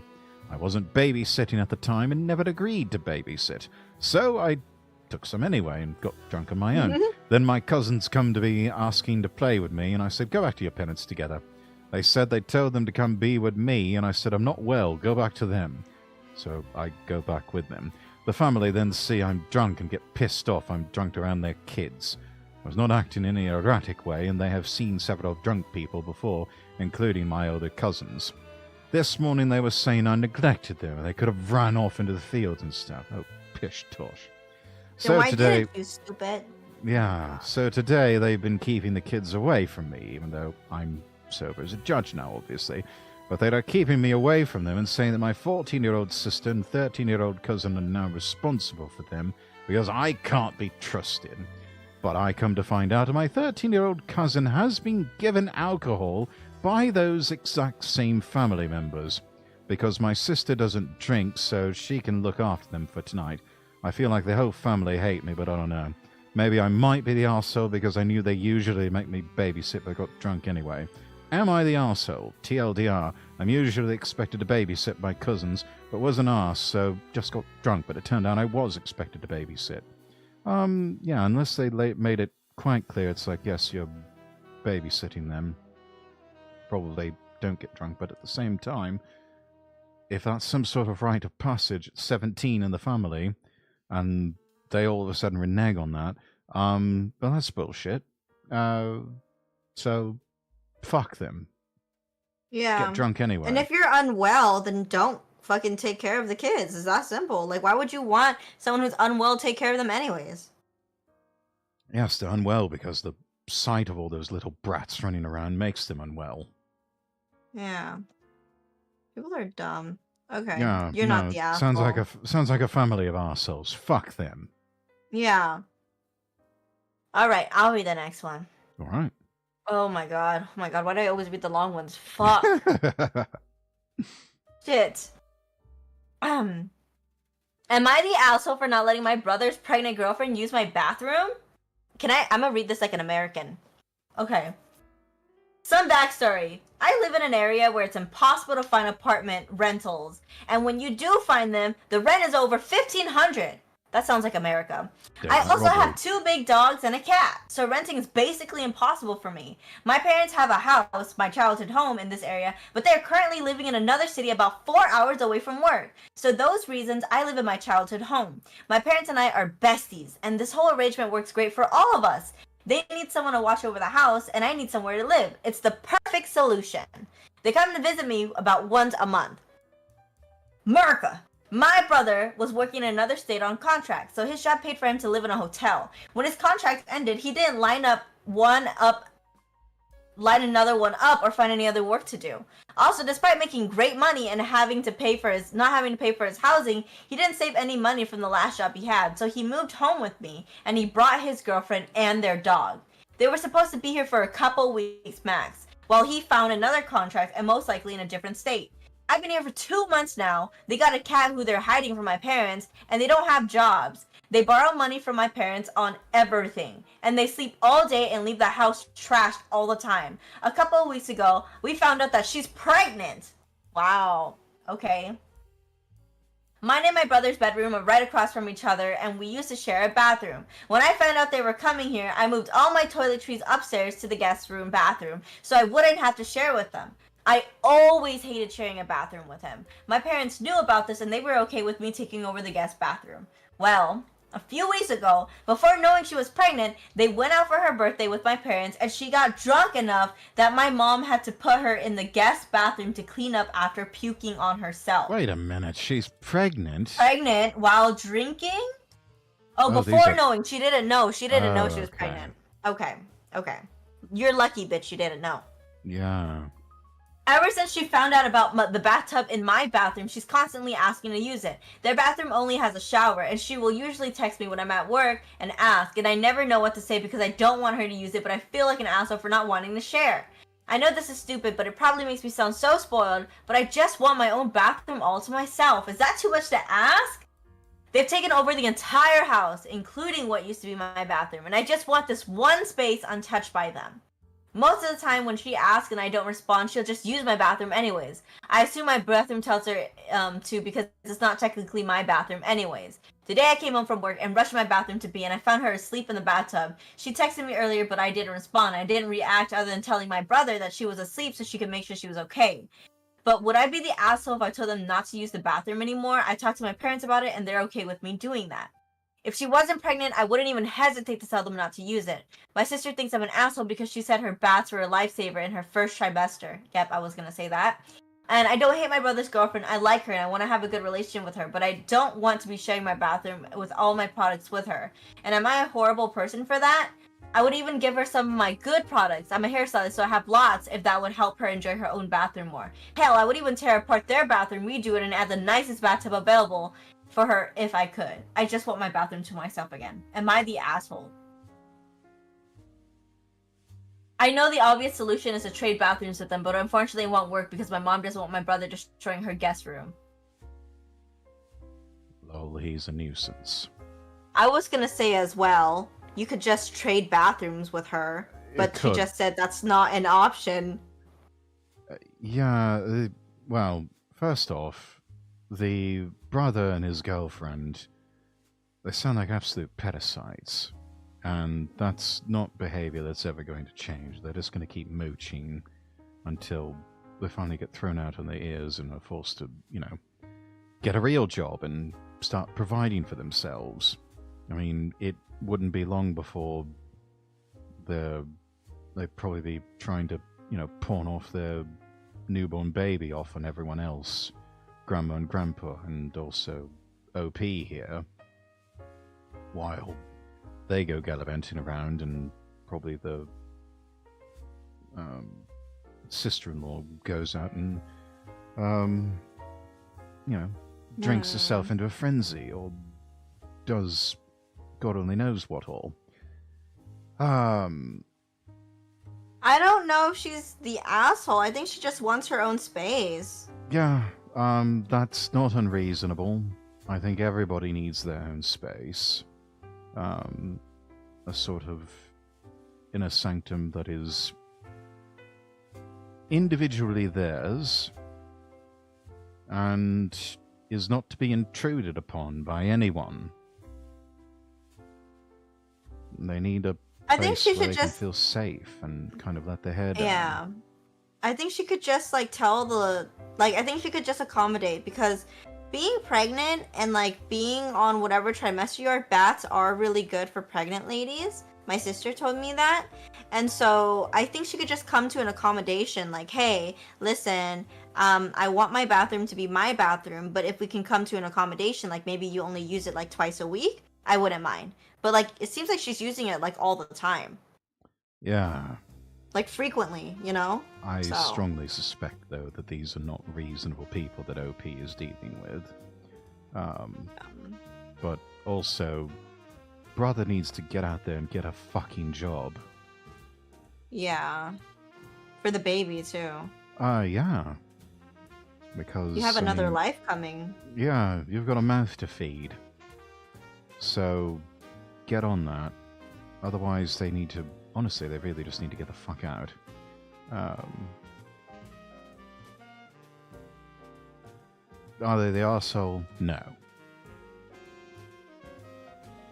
I don't think that they are arsehole for wanting to have their own space, and especially their own bathroom.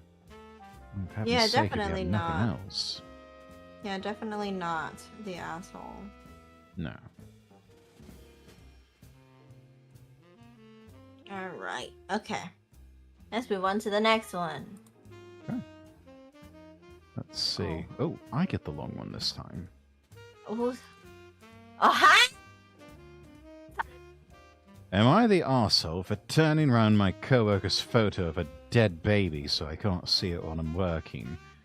Possibly. Hi everyone. I work in retail in a very small department of my store that's run by me and one other coworker who I will call Alice. About 10 years ago, Alice had a stillborn baby, and to date, as far as I know, has had no other children or pregnancies since. Or girl. Alice keeps a large photo of the baby on the work desk that we both share. Alice and I, on average, will only work together about 5 days a month for the rest of the time. We each run the department by ourselves, while the other has the day off. On the days that Alice is working and I am not, I've been turning the photo around so I can't see it, simply because I find the photo difficult to look at. According to Alice, her baby was born at 20 weeks, and according to the doctors, had died inside her a few days before she actually gave birth. Oh dear. So you can see in the photo the baby was not only premature, but was also in an obvious state of decomposition, which honestly makes it a morbid, nauseating sight. Oh dear. I mean, if it were a sonogram picture, I could understand, but God almighty. What makes it even harder for me is that I myself was actually born premature at only 26 weeks. I thankfully survived, but I suffered brain damage because my lungs were not developed enough to adequately supply oxygen to my brain, and I had a stroke and ended up with cerebral palsy and some hearing loss as a result. Doctors have told me if I were ever to become pregnant, that because of my cerebral palsy, I might have trouble carrying a baby to term, and may have to deliver my own baby prematurely. This makes it hard for me to decide if I ever want to have my own children, because I don't want to risk putting my children through the same ordeal that I went through and was lucky to survive. The baby in the photo, in a lot of ways, looks the same way I did when I was born, and sometimes makes me feel guilty for surviving. It's also a constant reminder to me of what can go wrong during a woman's pregnancy. So over the past 2 years of working with Alice in that department, I've gotten in the habit of simply turning the photo around backwards at the start of my shift, so I can't see it when I'm working on the days that Alice is not there. When my shift is over, I turn the photo back round and leave shortly after. Oh, well, I suppose it's not bad. I thought this would be an easier solution than asking Alice to remove the photo, since in our past and even recent conversations, the baby is still a huge loss for her and she is still grieving. That was until last week I came into work on a day that Alice and I were scheduled to work together, and apparently I'd forgotten to turn the baby's photo back round before I left the night before. Sooner or later, that was bound to happen, wasn't it? Alice confronted me asking why her baby's photo was turned around, and that apparently wasn't the first time I'd forgotten to turn the photo back round, and she had found it backwards. I decided to be honest and tell her that the photo was hard for me to see due to my own premature birth and the fact that I would be considered to have high-risk pregnancies. I did not tell her that I found the photo to be morbid. Alice immediately broke down in tears and said that having the photo was very important to her because it's the only memory that she had of her son, and it ensures that he's always with her. I felt horrible and apologized and promised not to touch the photo anymore. Then, a few days later, I came in to find Alice having a heated discussion with our boss. Apparently, a few of the other employees had... Scrolling down just a little bit. Thank you. Apparently, a few of the other employees had overheard Alice and I's discussion about why I didn't like the photo, and afterwards had gone to our head manager and disclosed to him that they also did not like having to see the photo of Alice's dead baby on a daily basis, and that many of them had found it grotesque and disturbing. Our boss then told Alice it would probably be best for everyone that she kept the photo at home instead of having it on display at a public workplace. This, of course, sent Alice into a tailspin, and now she blames me for the fact that she now can't have her baby with her at work. I personally never spoke to our boss about the photo or the discussion we had. I have conflicted feelings because, on one hand, I'm relieved to not have to look at that photo anymore, and I now know a lot of my other co-workers feel the same way. But on the other hand, our job does not provide health insurance, which means Alice cannot afford to go to therapy or see a psychiatrist, so she can't get the proper help and treatment, and I am worried for her, but I also can't help but feel like an arsehole for making her so upset. So, am I the arsehole? No. No. No. If you want to have a picture of your child with you or next to you, why don't you just put it on your phone? Yes, put it on your phone, perhaps keep a small... in your wallet. Yeah, people used to keep something. photos in the wallet all the time, you know, back when we still did that sort of thing.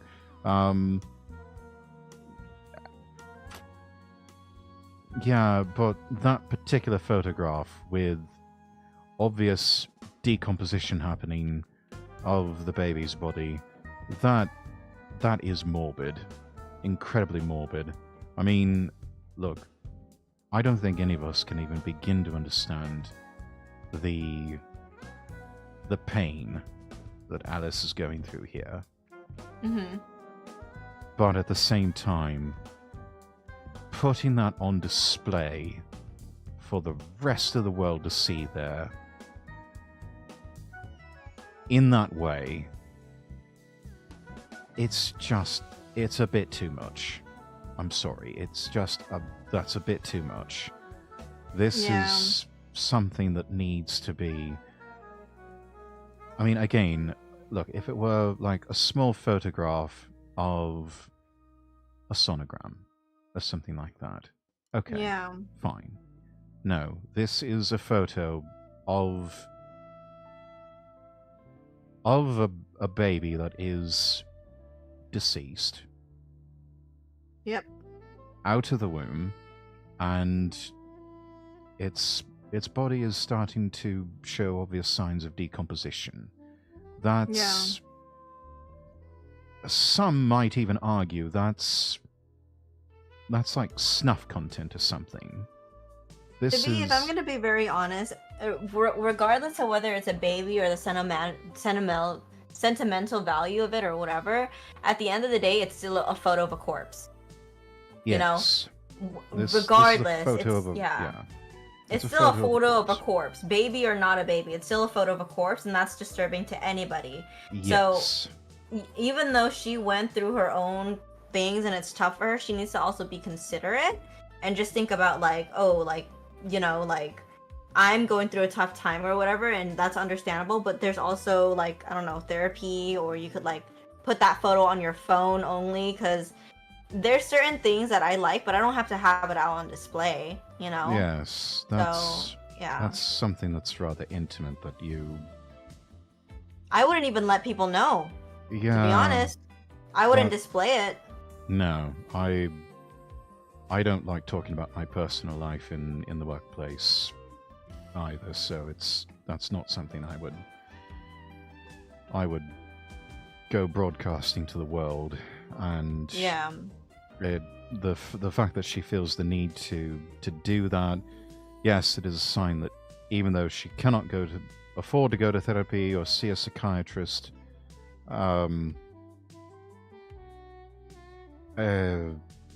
still, that's just like, by hook or by crook, this woman needs help. Yeah. So, are they the arsehole? I think, taking everything on the whole, no. And I apparently, don't think so. the rest of the co-workers Nobody, there's... are uncomfortable I don't think about there's... this. Yeah, I don't think anybody's an asshole in this situation, really. No. It's nobody's fault. There's no villains in this story. There's no heroes or villains here. Yeah. They're just human beings. Yeah. I agree. Okay. My turn. Am I the asshole for keeping food for my wife? Oh, This one's a dear. touchy topic for me. This is a touchy topic for me. Okay, so hold on. Let me turn off my heater because I'm starting to sweat. for my ass crack. I have swamp ass right now. Okay, hold on. Another breaking news. If you need to drink water, you should drink water, guys. By the way, hydrate. Yes, I know I am. Everybody hydrate. Yeah, I'm hydrating right now.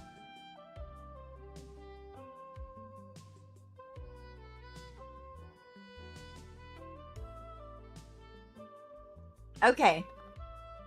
Am I the asshole for keeping food for my wife? My wife loves fruit. She eats a lot of it, and I, as a person who buys the most groceries, try to keep the place constantly stocked.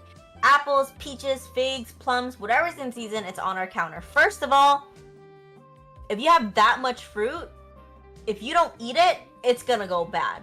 That's all I'm gonna say. So if you're not eating it, it's gonna go bad. Okay? Yeah. Now it's persimmon season. I love persimmons. Oh. We both like very different types. She likes fuyu, and I like them firm.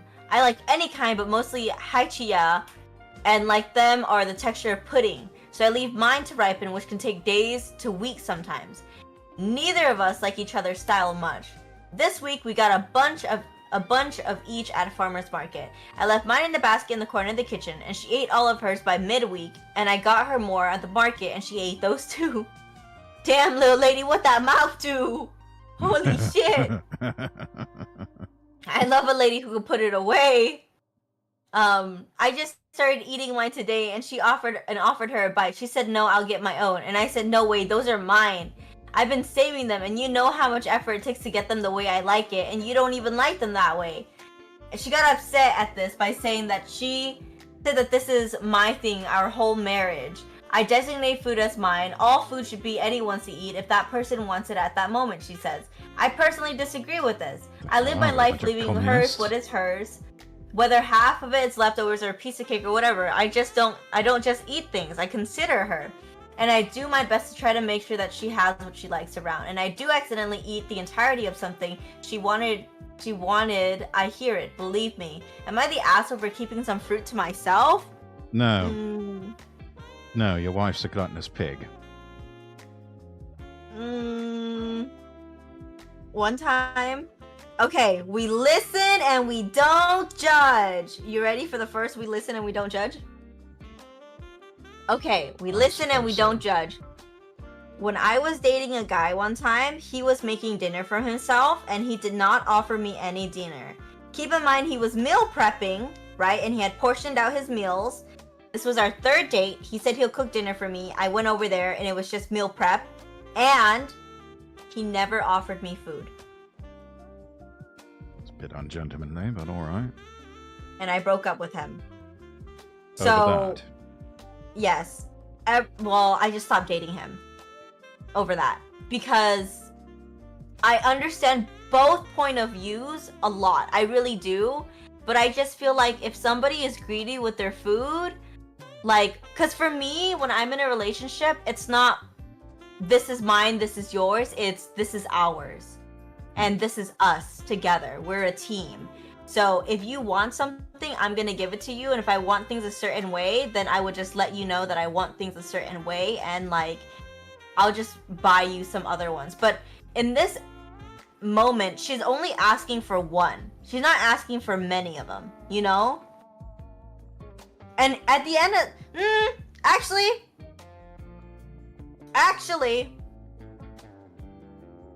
I just started eating mine today and I offered her a bite.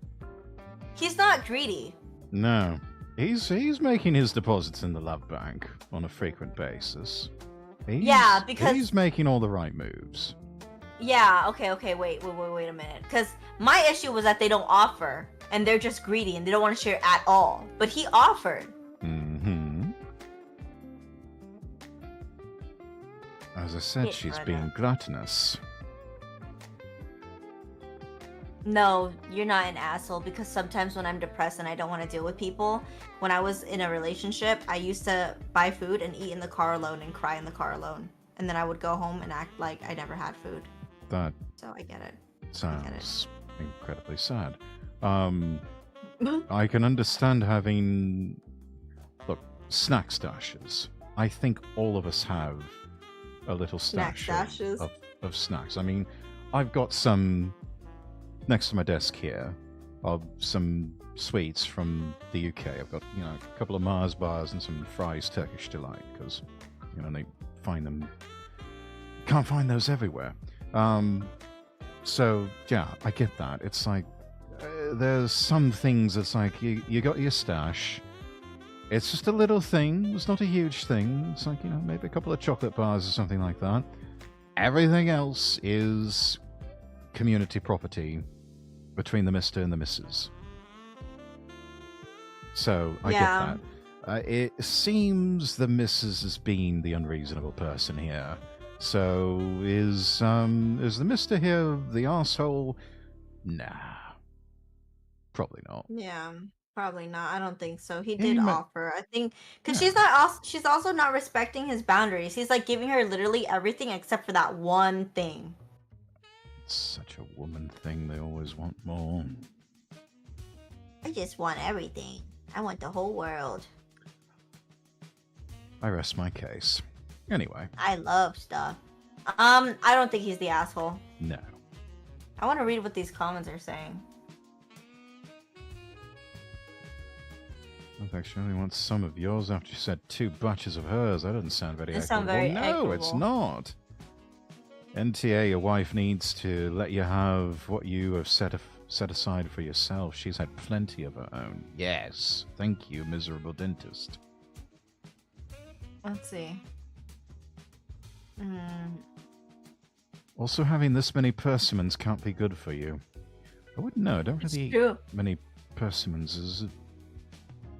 Does it mess up your metabolism or your blood sugar or something like that if you eat too many? Or does it give you monster shits? Not the asshole. All food should be new. Wow, people are going at it in the chat. Okay. Yeah. Let's wow, okay, yeah. People are like, don't fuck with my food. That's what they're saying. Don't fuck with my food. Yeah, that's what we need to eat to survive. And, maybe have the occasional bit of... Where are the assholes? Well. I need to find some assholes. Where are the fucking assholes? Well, we've had a couple of assholes. Why are none of these people assholes? None of these people are assholes. Okay, am I the asshole for beating my wife? Oh, dear. For legal reasons, don't do that, chat. That's illegal. Don't beat your wife. Should I read this one? Go on, then. Because I don't want somebody to take this out of context and they think that you're actually beating your wife. Okay, so... I'm not married. Right. You are not married. You're not. He's single, ladies. I'm happily divorced. He's single, ladies. And he's very handsome. And he sounds nice. He's a gentleman. I'm reading this first sentence. This sounds fake. Hold on, let me read it. I beat my wife. The other day when she said Big Chungus wasn't that funny. I was sorry. Watching Big Chungus porn on Reddit. A 14-year-old female married to a 49-year-old male. What the hell is this? Are we in some sort of tin pot little Middle Eastern African country or something like that? Oh no, this is a troll post. Yeah, that's trolling. Fuck them. Where the fuck is the fun? Am I the assholes? Wait a minute. Can we go back to the cancelling Christmas one? I think we may have a winner here. Am I the arsehole for cancelling Christmas because I'm tired of eating sad salad every year? So I'm a vegetarian. Yes, you're an arsehole. Done. Goodbye. That's not a valid reason to cancel. Just buy your own fucking food, you broke ass. I don't know. My family's known this for 5 years, but every Christmas it's like they collectively forget. No, it's just that you have a proper Christmas dinner with turkey or ham or beef Wellington or something like that. You know, like Wellington. Normal people. Last year, my mum promised to make me something vegetarian. Her solution? Salad with chicken croutons. What, chicken croutons? Oh, shit, she's stupid. You don't make croutons from chicken. That's bread. Yeah, dang that. Yeah, you're half-wit. When I pointed this out, she said, oh, just pick them off. Oh, thank you. Love me a side of effort. This year, I offered to host Christmas to ensure there'd be actual vegetarian options. I even said I'd make a turkey for everyone else. My siblings were fine with it, but my mum lost her mind, claiming I was ruining Christmas and forcing everyone to eat rabbit food. My mum sounds like a Philistine. Okay, After weeks fat of bitch. guilt trips, I snapped and cancelled Christmas altogether. Now she's calling me a Grinch and saying I ruined the holiday for the kids.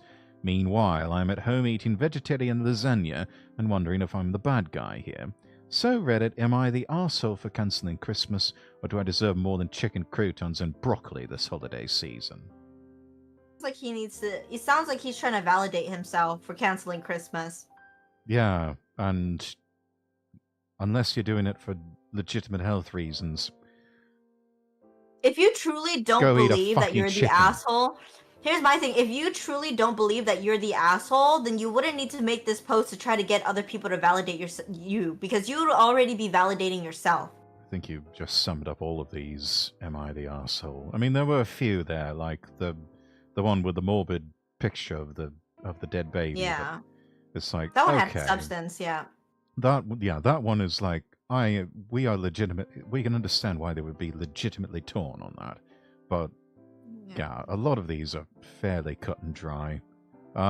So what do you think, Fatty? Are they the arsehole? I don't think so, but like, fucking, I don't know. I don't even like Christmas like that, so I don't care. I mean, yeah, I think they're the asshole actually. Yeah, You can just cancel for the Christmas just because of that. yeah, that's. I mean, I And understand. like everybody's expecting to have Christmas at your house. That's pretty fucked, man. Yeah, it's like, okay, your mum keeps giving you guilt trips, so just tell her off. You Yeah, know? just say fuck you, mom. You're not invited, bitch. Yeah, Don't it's actually say like that to you your don't mom. you don't like it, you don't have to come. Everybody else can come if you like, but it's like, you know, with you, don't come, don't come. Everybody else, I'm gonna come. You're gonna come? Someone clip that. Click I'm that. gonna Clip come. that. Clip that. Clip it. He said he's gonna come. Why are you so big? Jesus. Did you move yourself? Well, I'd tell you the real reason, but it probably violates TOS. Also, stop poking me with those scissors. It's not my fault it's going up your asshole. They're not. You have a mind of Poking me its in my own. ear. You're about to pull a Mike Tyson on me and cut my ear off. And cut my ear off. I feel like I already do that with my voice, don't I? No, I feel like my voice is very sharp. maybe. Anyway. Yeah, see that? You see that? Okay, my turn.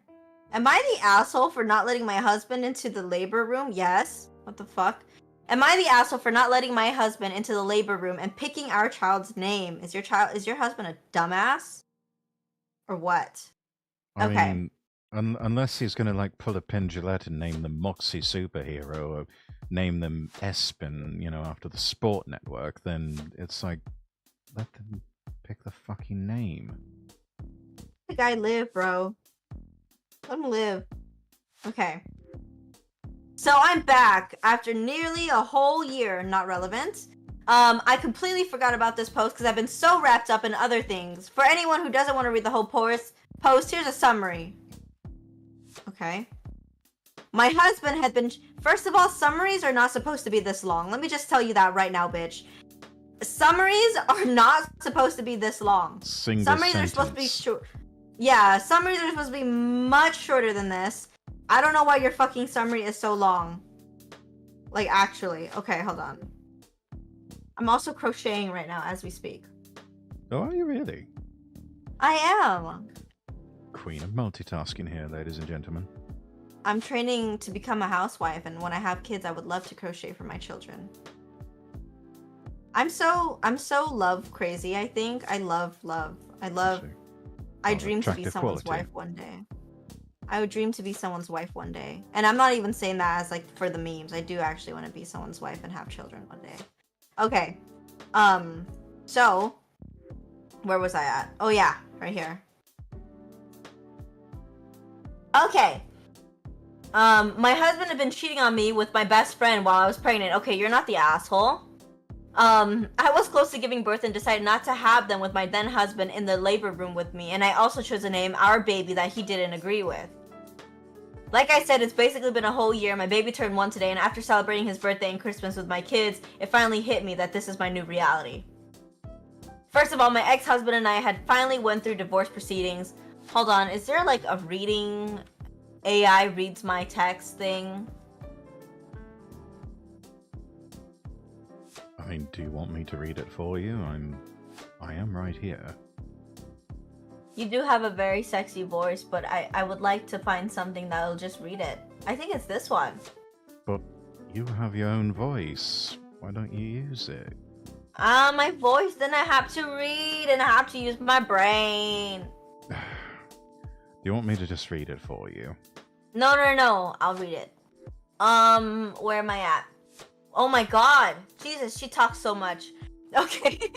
This is a fucking dissertation. God. I thought this was a summary. Isn't a summary supposed to be like 3 paragraphs max? I think you stopped at first of all, my ex-husband and I finally went through divorce proceedings. Jesus. Jeez. Oh. I've been holding it off during my pregnancy and early postpartum period to avoid added stress and to carefully plan for my children and myself. I was awarded primary physician custody of our children. Their dad visited once a week, and the 2 older kids, 7 and 4, spend every other weekend with him. My youngest will start doing the same in a couple of months, which makes me nervous. He's especially clingy with me. All my kids are. But my youngest has only relied on me as a known, most present parent. One of the main stipulations in our custody agreement is that my ex's affair partner is prohibited from seeing the kids. Valid. My poor kids have been confused enough by their parents' sudden split, and I didn't want it to be more confusing by seeing their aunt, who's supposed to be their mommy's best friend, with their dad. It was deemed emotionally detrimental in court. As for the baby's name, he's been so bitter about it. I think he's still annoyed about it. His side had always been trying to convince me to change the name to something we'd both like, especially after divorce was finalized. But it's been a year now, and the baby quite literally answers by the name I gave him, so I'm not going to be changing it. He was also so unhappy with the child support payments, among other payments, that asked for some revisions. One main thing he asked to change was the cost for our kids' school tuition. He pays for the tuition, which he felt was too much and too harsh, but the court stuck with the original payments. Okay. As the ex-husband and the ex-best friend continued dating, I found out that they had started seeing each other a month into my 3rd pregnancy. They had actually slept together during my 2nd pregnancy, but didn't pursue a relationship because, as they put it, they weren't ready to ruin things and didn't want to hurt anybody. My ex's side had been very supportive of their relationship, even inviting her to holiday gatherings like Thanksgiving or family holidays. Because of this, my kids don't go very often to these events, and I don't know after the whole fiasco if I'm coming to the realization that perhaps maybe my ex's side never really liked me at all that much. But that's okay. I eventually spoke with my ex-best friend to ask why she did it, and she claimed that they were just friends and grew close while she was dealing with issues involving with her deadbeat ex-boyfriend. Both of them insisted that my ex-husband would just wanted to protect her, which supposedly turned to love. Hearing this hurt me a lot, but at the same time, I felt relieved to know the truth.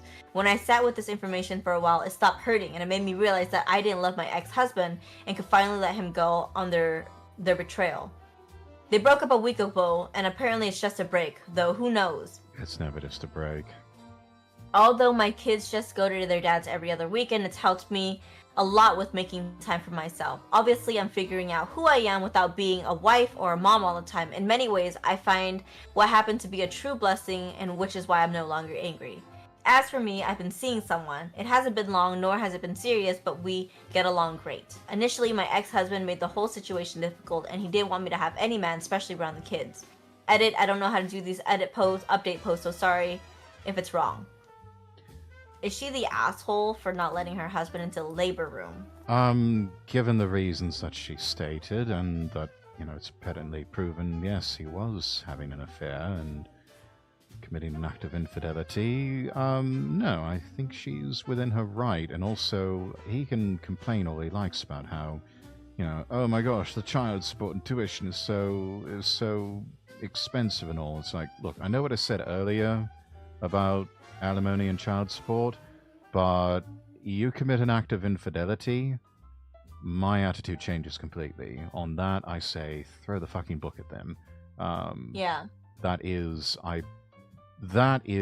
one of the spousal abandonment and infidelity, I believe, are perfectly legitimate grounds for divorce. In my case, it was my spouse abandoning me. In OP's case, their husband committed an act of infidelity whilst they were pregnant, which makes it even worse, I think. Bad enough that they committed the act of infidelity, that's bad enough on its own. But while she's pregnant, yeah, no, that is a scummy move. And, yeah, fuck him. Death penalty. Death penalty. Okay. I'm gonna say something. It's gonna make me sound like the bad guy. And I know that it will. But I will say this. I believe, okay, hear me out. Even though he cheated, and even though he did those bad things, he still is technically the father of their kids. And I think in the moment that his kids are being born, I think he still should be able to be there while he's delivering the kids, because that is still his kid. But if it caused her a lot of stress and it's like detrimental to like the delivery, then he should definitely not be in there. Obviously, the mother's comfort is the most important one, but I just think like he should have been able to at least see it through like a FaceTime call or something if he wasn't allowed to be there. Does that make sense? Well, yeah, but you know she would have said that automatically, almost automatically. Oh, I'm not comfortable with him being here. 100%. And yeah, that's valid. So that is almost to be expected in this case. But that friend, though, what a shitty friend. Yeah, that's... yeah. But, shitty friend. I don't know. And also really says something that the ex-husband's family is welcomed in the ex-best friend with open arms and just practically shut out OP here. Really says something about them, and not a very good thing. Of course, then again, terrible life decisions and probably really poor judge of character. I mean, he had to get it from somewhere, yeah? Yeah. So are they the arsehole? Nah. Not in this case. Nope. Husband's the arsehole. Yep, 100%. Yeah, honestly, no. I wouldn't even know what to think, to be honest. If I found out that my husband was cheating on me with my best friend, I think I would. I don't know how she's such a strong woman for recovering from that, honestly, because I would lose my shit. The way she presents herself with this Reddit post, and I mean, we don't know what goes on in her head. We're not seeing her every minute of a daily life. So we don't have that type of access, but she is at least presenting as a fairly level-headed, logical person who is just... This is a lot of shit for anyone to have to go through, but given her circumstances, yeah, this is patience of Job she has. Yeah. That best friend, though, go to hell. Yeah. That best friend, go to hell. And even after all that, the ex-best friend and the ex-husband ended up breaking up. Or, sorry, in their words, taking a break. However you want to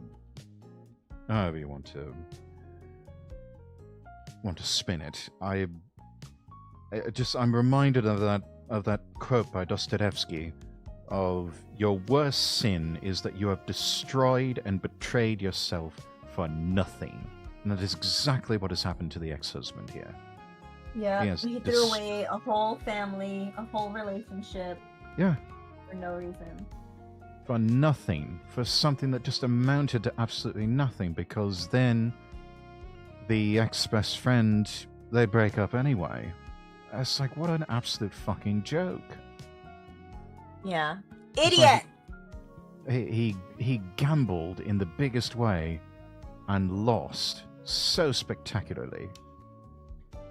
That is, yeah, Idiot! absolute blithering idiot.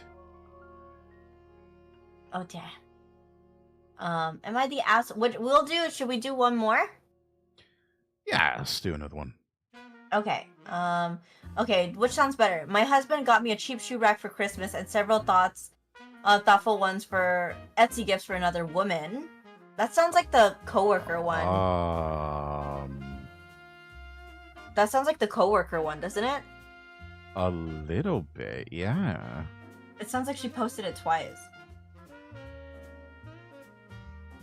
Possibly? Okay. No, My husband got me a this is cheap different. Yeah, okay. My husband got me a cheap shoe rack from Christmas and several thoughtful ones and personalized gifts for another woman. Or am I the asshole for leaving my wife and kids?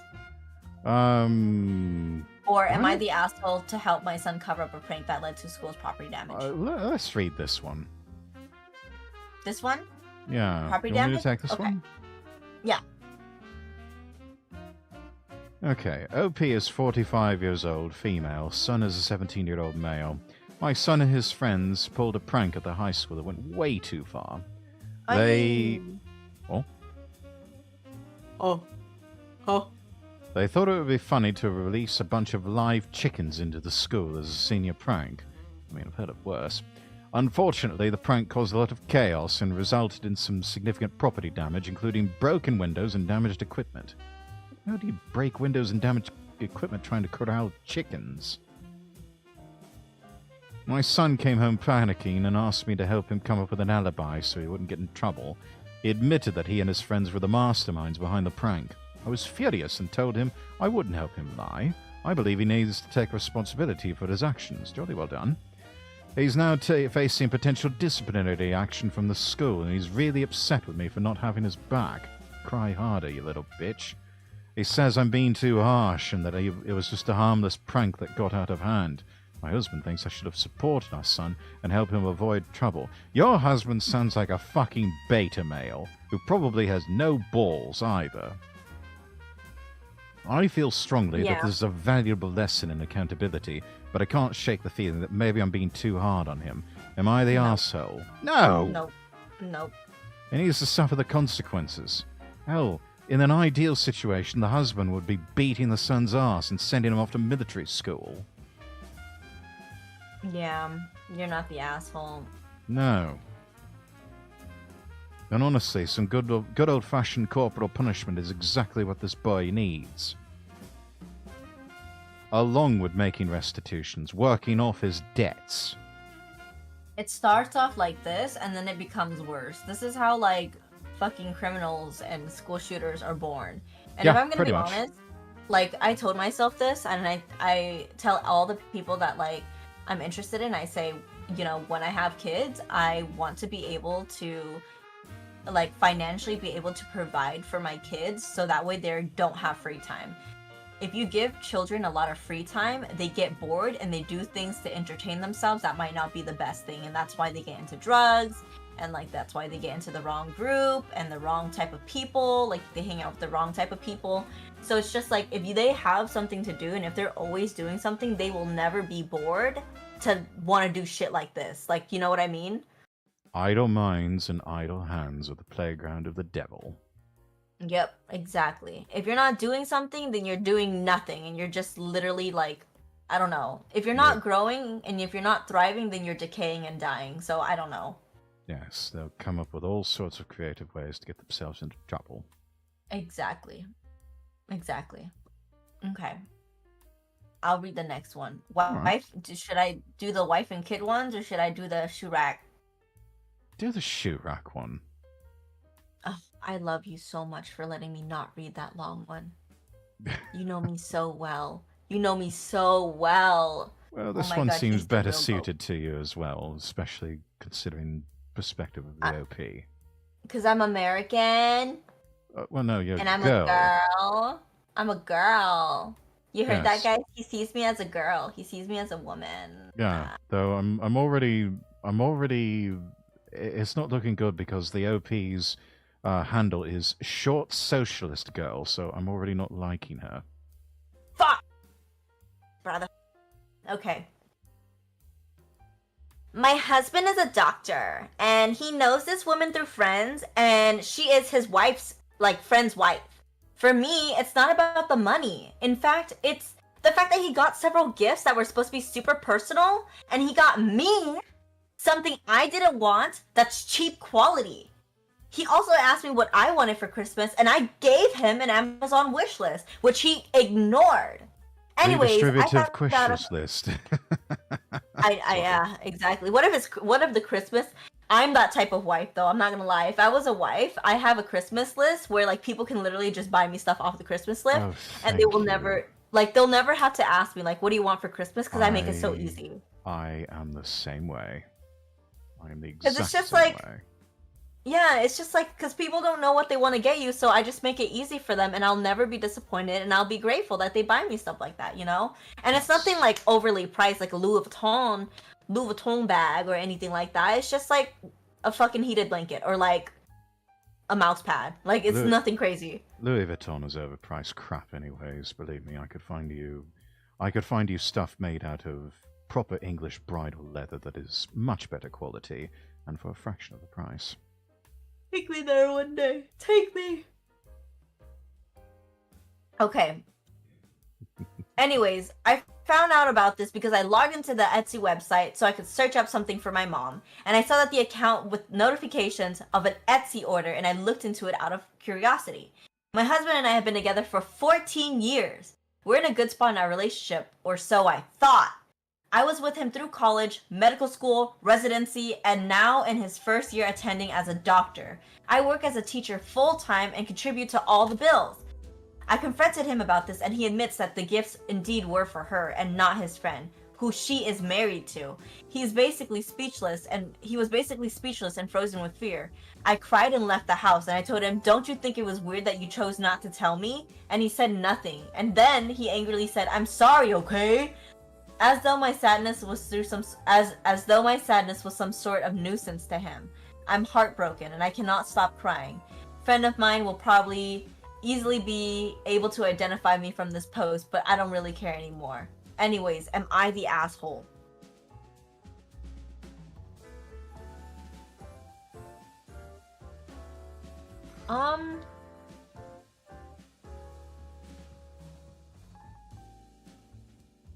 I don't think so. No, not really, but... Doctors are kind of known to cheat, though, I'm not gonna lie. Yeah, I probably not the arsehole in this case.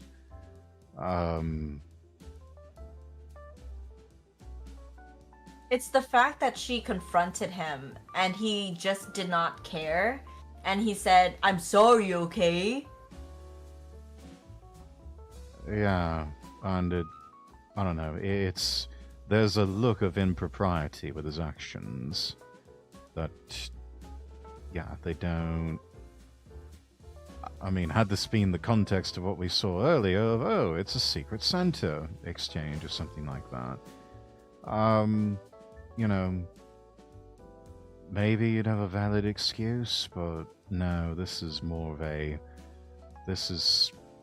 I fucking hate this terminology. I hate this terminology, but it sounds like an emotional affair going on here. And might possibly lead to... I mean, that's assuming there's not an actual affair going on behind OP's back. You know what? I feel like she's very valid. I think it's weird. I don't think she's the asshole. The fact that he couldn't even come up with an excuse, like he could have easily said like, "Oh, it's my friend's wife's birthday, and so I got her a gift from us." Like it could have just been as simple as that. Or like, I don't know, but it's weird that he didn't even tell her, because I would have just told, you know, I would have been fine with that. That's weird. Yeah, that's weird. That's a little weird.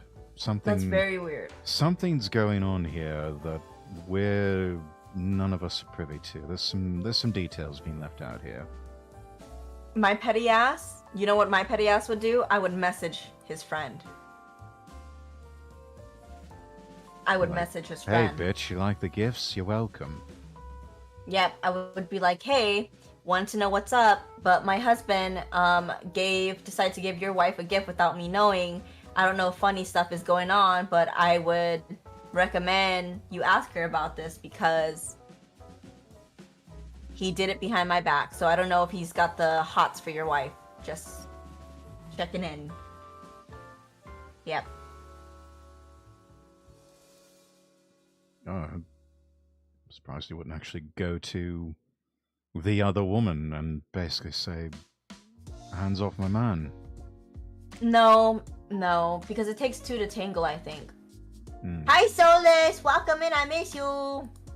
I just think it's like this. It's like, if you went to the other woman he's cheating with, like, this is his friend's wife. Obviously, they know that he has a wife. Obviously, like, you guys are close enough to where, like, they know each other's address to be sending gifts like that, right? Yes. So at that point, everybody knows who's dating who, and if you confront the wife, hey, are you fucking with my man? Are you stealing my man's? She can just lie and be like, no, I'm not.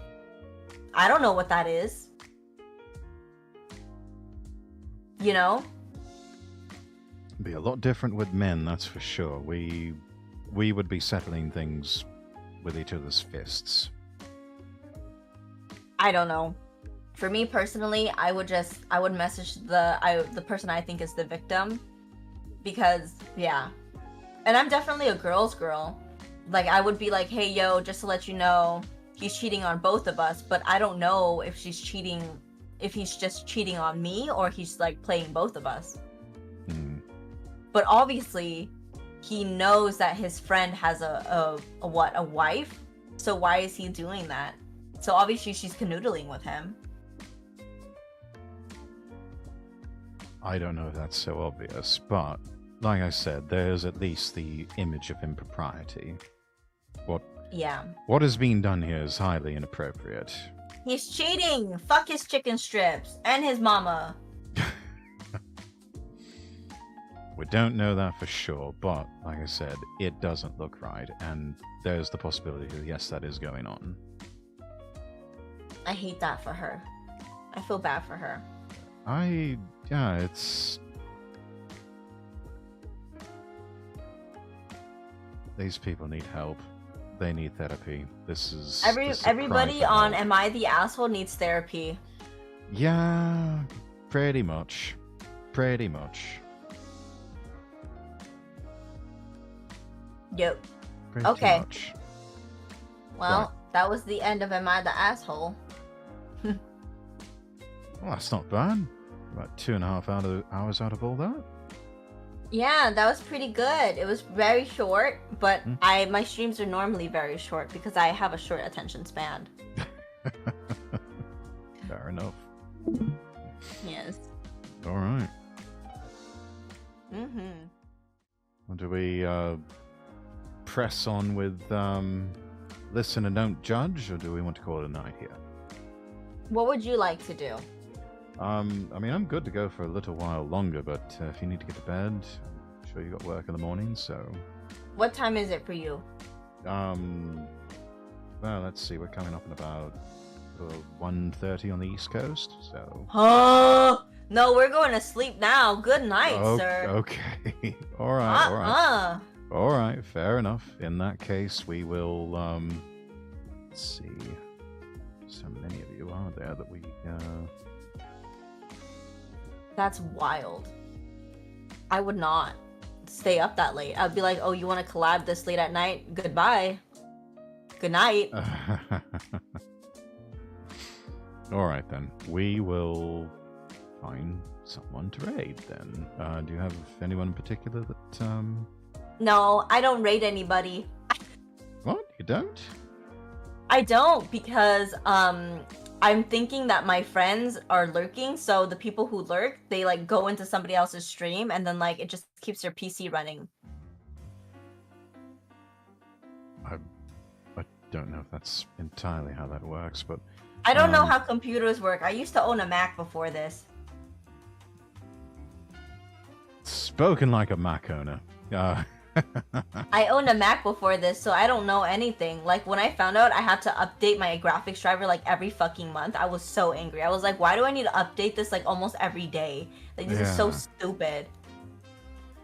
Tell you what, why don't we go ahead and... Later, good sir. Rex, thank you, Stoner Stan. Thank you. Let's go ahead and... I'm going to go raid Fey Nightshade. Kind of have to come in here and lurk. She's playing the wizard game, not the wizard money game, the other wizard game, Hogwarts Legacy. So let's do that and get some. I'm gonna also end my stream. Let's get some copy pasta up here for everyone. Right, okay. Excellent. Good night, bitches. I'm gonna say good night to my chat. Bye, bitches. Oh, Solus, DM me. Send me nasty pictures of yourself. Not nasty ones, but like, you know, nice ones.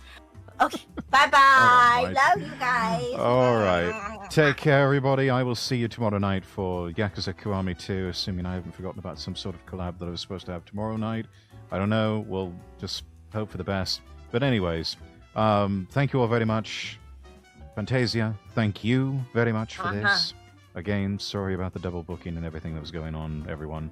But yeah, let's go say hi to Fey Nightshade, whose model artist and rigor is the same as mine. I'm Lord Rexworth, wishing you all the best, and God bless.